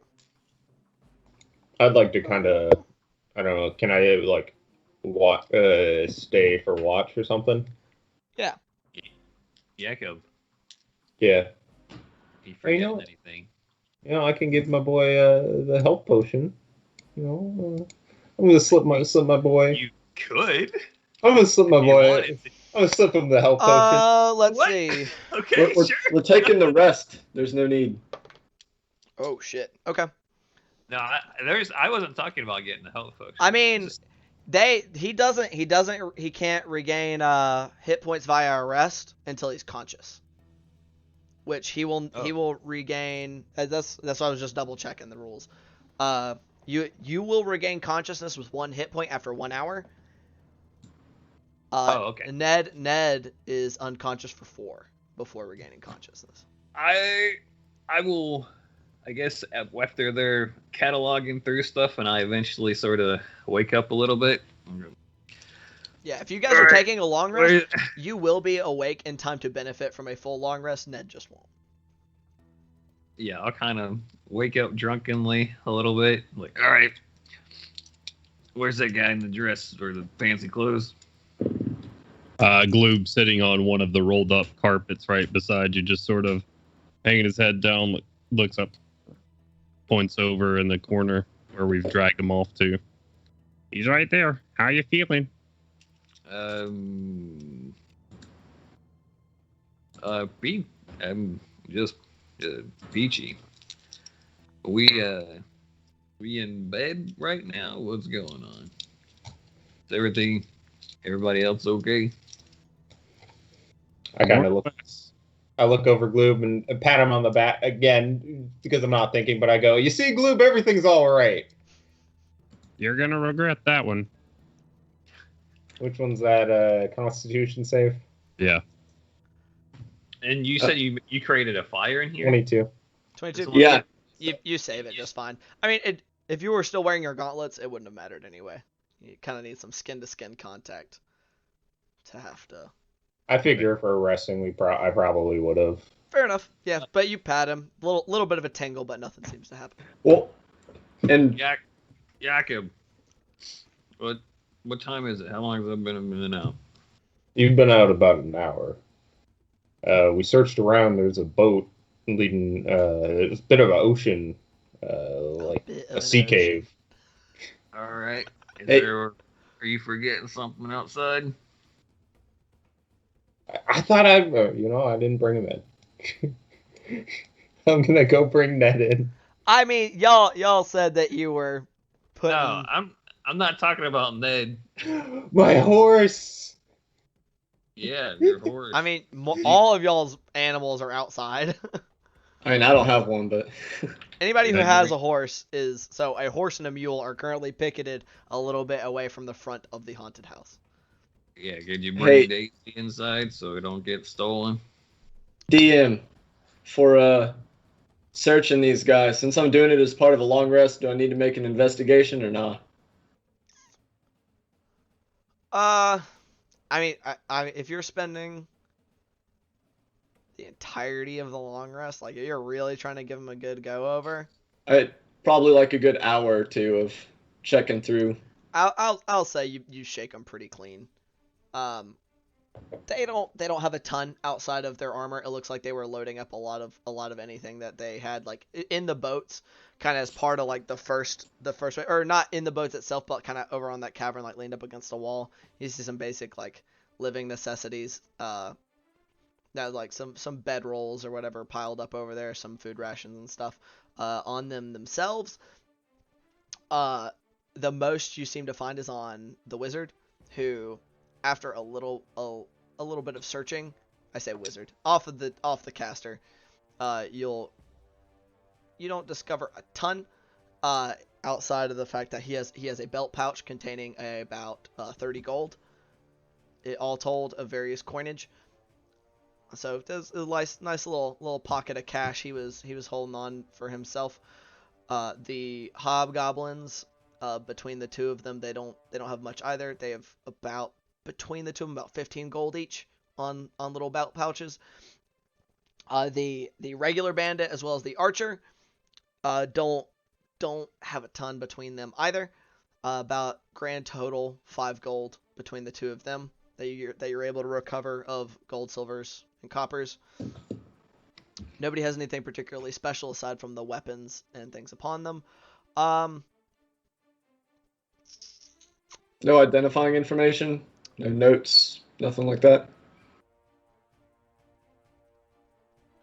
Who has that book y'all found in that bedroom? I do. You do? Yeah. You're kind of looking at this guy, the wizard, and while you're going over him, you notice he has like a little case on the side of his belt that's empty, and it seems to fit that. That book seems to fit into it just perfectly. And I totally didn't think to do this before, so I'm just gonna give it to you for free. And kind of retcon it. You're able to. There was a name inside of this book when y'all had initially investigated it, but now you're able to match that it goes with him. That this was a book belonging to Sanballat or Sanballat. I'm going with Sanballat. Fuck it. I don't know how his name is supposed to be pronounced. But How do that's you spell it? Sanballet. And with the context of who it belonged to, you can figure out that it's his spellbook. Ah, Other than that, none of these guys seem to have any identifying information. Just a bunch of thugs that worked for this dude, his enforcers and movers of his cargo. Raj. Well, if there's no other identifying stuff in the boat, we will settle down for the long rest. Okay. During your investigation, were you happening to like look around at the cargo and stuff? Yeah, The- I'll the poke items? through it. Okay. You don't learn much more outside of some specifics, like there's some more expensive spices and maybe some metals and gold, like jewelry and stuff, and some of these things. The most notable thing that you do notice is that on the crates and the casks, most especially, and that there is a like burnt into the wood of these crates is a symbol that you specifically would recognize as like a shipping or trading symbol associated with the town of Saltmarsh. So this is like their stuff. Oh, It's fairly easy for you guys to extrapolate that these guys were smugglers. gotcha. Well, I will collect everything that is marked as belonging to Saltmarsh. That's a lot of Kinda- shit. There's a whole lot of stuff. I thought mean, it was- like if you're looking in the room, you got these casks, these rugs and stuff. Like it's like you can't just carry it all by yourself, and it will not all fit in the boat in one go. I wasn't gonna try and put it in the boat. I was just gonna get it in a pile. But never mind. Yeah, yeah. I mean, You can definitely do that. It's gonna is once you get it all together, though, it's a bit clear. It's gonna be a bit of a haul to transport all of it. Why don't we Gotcha. just have local authorities come and take it? I mean, it does belong to the citizens. So. that's my intention. I'm gonna go alert the Saltmarsh. Right this moment, you want to do that? Are you doing that after your long rest? Yeah, after the long rest. It's nighttime right now. I'm gonna Yeah, do it. it has gotten into the evening, especially after y'all wait until Bart wakes up, and then a little bit later during your long. Or is anybody wanting to take any other actions during this long rest? Can I go back to that room with the beds and break open the chests that we couldn't pick? Sure. Do you want to use How that many for like do you- the first like little bit of your long rest? Sure.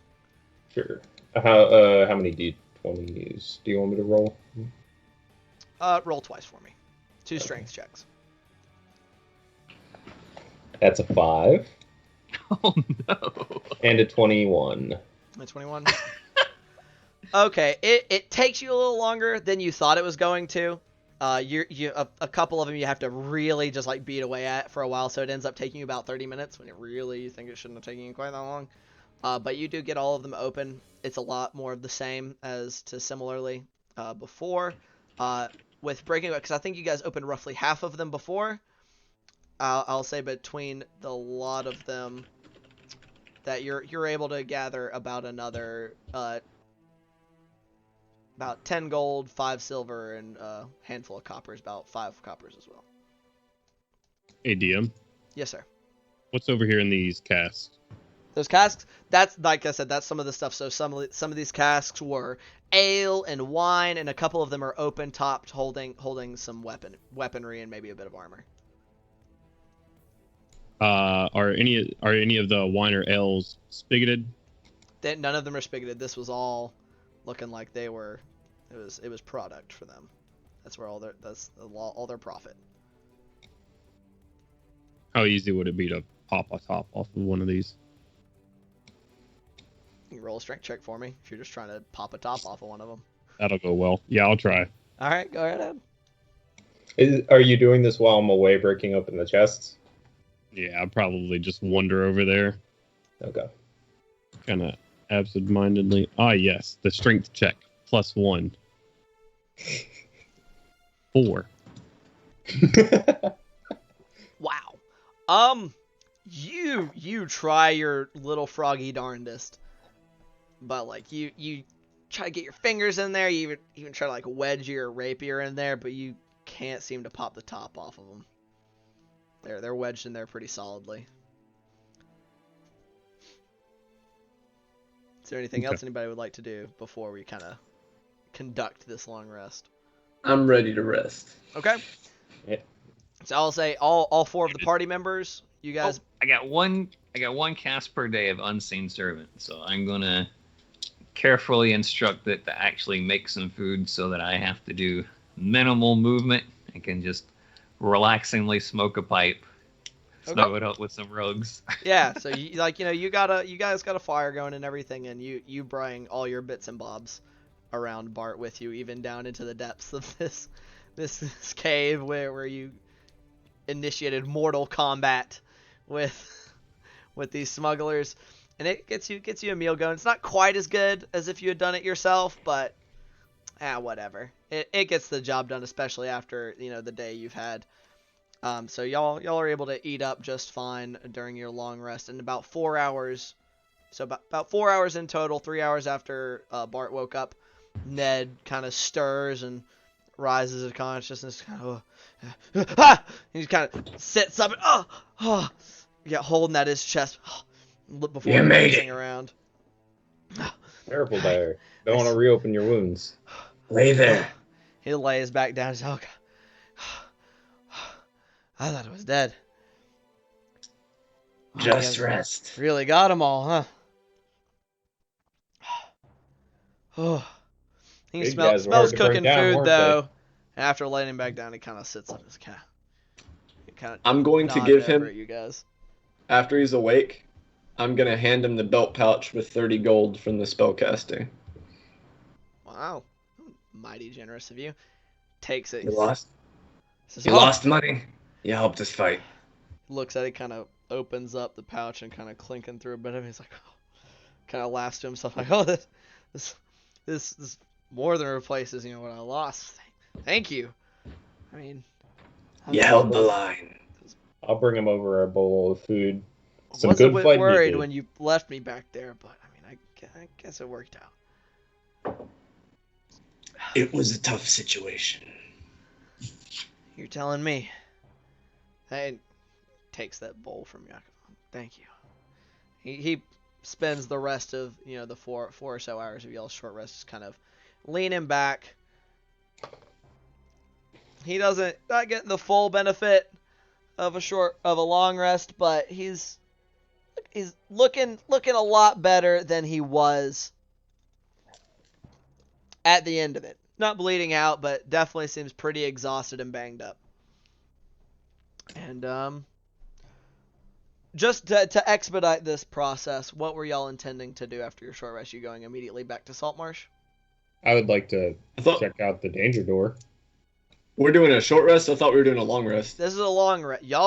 All the four of you get the benefits of a long rest. Ned does not, because he took 4 hours to regain consciousness. Yeah, I was gonna head back to Saltmarsh and alert the authorities, saying, smuggler's den, stolen goods. Do you want to check out the danger door first, though? I'd like to check out the danger door first. There might be more people behind there. Yeah, I guess. Okay. Well, boys, if you look at our map here, y'all will be making your way back up onto this red ping. This is where this danger door is located. And I know we're a little over, but we're about to wrap up, everybody. I promise. I know it's late. It's a door to nothing. Like, haha, fuck you guys. Opens it, it's just a rock wall. Does anybody want to do anything before y'all open up that door? Well, Like that I said, sounds like recall, you're it fishing is- for a perception check. It is barred from the outside. Do I notice anything funny about it with a passive perception of 17? Nothing funny about it. I'll check it, listen. Whoever wants to make a perception check, go ahead and have a listen. Oh, yeah. That's 12. 12? I would like to check it for traps. Okay. 5. Roll an investigation check for me, Jonesy. 21. 21, 5, 12. Okay. Don't worry about it. Don't worry about it. You are very well. sure that there are no traps on this door, regardless of what you rolled. Julian, it sounds like a door.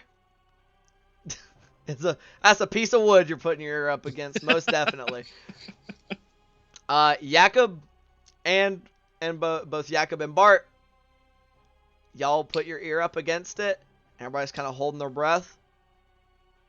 And hear absolutely nothing. All right, I'm unbarred and open the sucker up. Okay. Just magma. 1 second. The floor is I'm gonna lava, hang- but a I'm room. gonna hang back over here. You're backing up. I've had enough fighting for this one adventure. I'm gonna I mean, take it easy a little bit. I got some cracked ribs that might not be all super great right now. Hey, the beds count up. As you Okay. open the door, Jakob, inside is revealed. All right, guys, have fun. And you see Holy shit! Are we level 2 yet? as you open up that door, it's silent for a moment as you see multiple skeletons either standing up completely stock still, or some of them are kind of down, slumped against the walls. Shut it! All of them pretty pristine, and all of them having two of their ribs that you notice look to be golden. Shut it! In the time it takes you to realize this, a couple of them start to and look at you, and you just hear a collective chattering of bones as their jaws open and close rapidly. Shut the door! And I that shut the door. is where we are going to end tonight's session. Yeah. Motherfucker. Okay. They weren't lying. There was paper on the other side. I thought it could have been like a ploy. Oh, not at all. Oh, shit. So, Hey, we can I- break off those ribs. That's I was- good money. not sure whether y'all were gonna open that door or not. Anywho, I know it went a bit over, but I wanted to see what our party was gonna do after that climactic confrontation. So thank you all so much for joining us tonight. I know I had a ton of fun. I am the more I'm getting to do it, you know, it's only 2 sessions in, but I am having a blast DMing so far, and I thank, you know, all of you guys around me for joining me for this. Having a lot, like at least 3 of you who are very experienced D&D players is killing it for me, making my job way easier. But thank everybody here for playing, and Chris, even for joining us. I know you're new. I'm hoping you're enjoying yourself, even if you missed a bunch. But thank you guys for joining. Thank you guys for playing with me, and thank everybody who stopped by for watching. If you have not already, drop a follow. You know, that would be fucking sick, or even a subscription. Even if it's you know, those Bezos bucks giving us a little bit of that Twitch Prime money, we most definitely appreciate it. And I hope everybody has a wonderful rest of your night, and we will see you Wednesday if you pop in for Tavern Talks, or this upcoming Saturday for our Eberron campaign, which is DM'd by Jones over here. It's hard to point in the correct corners. You all have a great rest of your night, and you know we'll see y'all next time. Bye. Bye. Bye.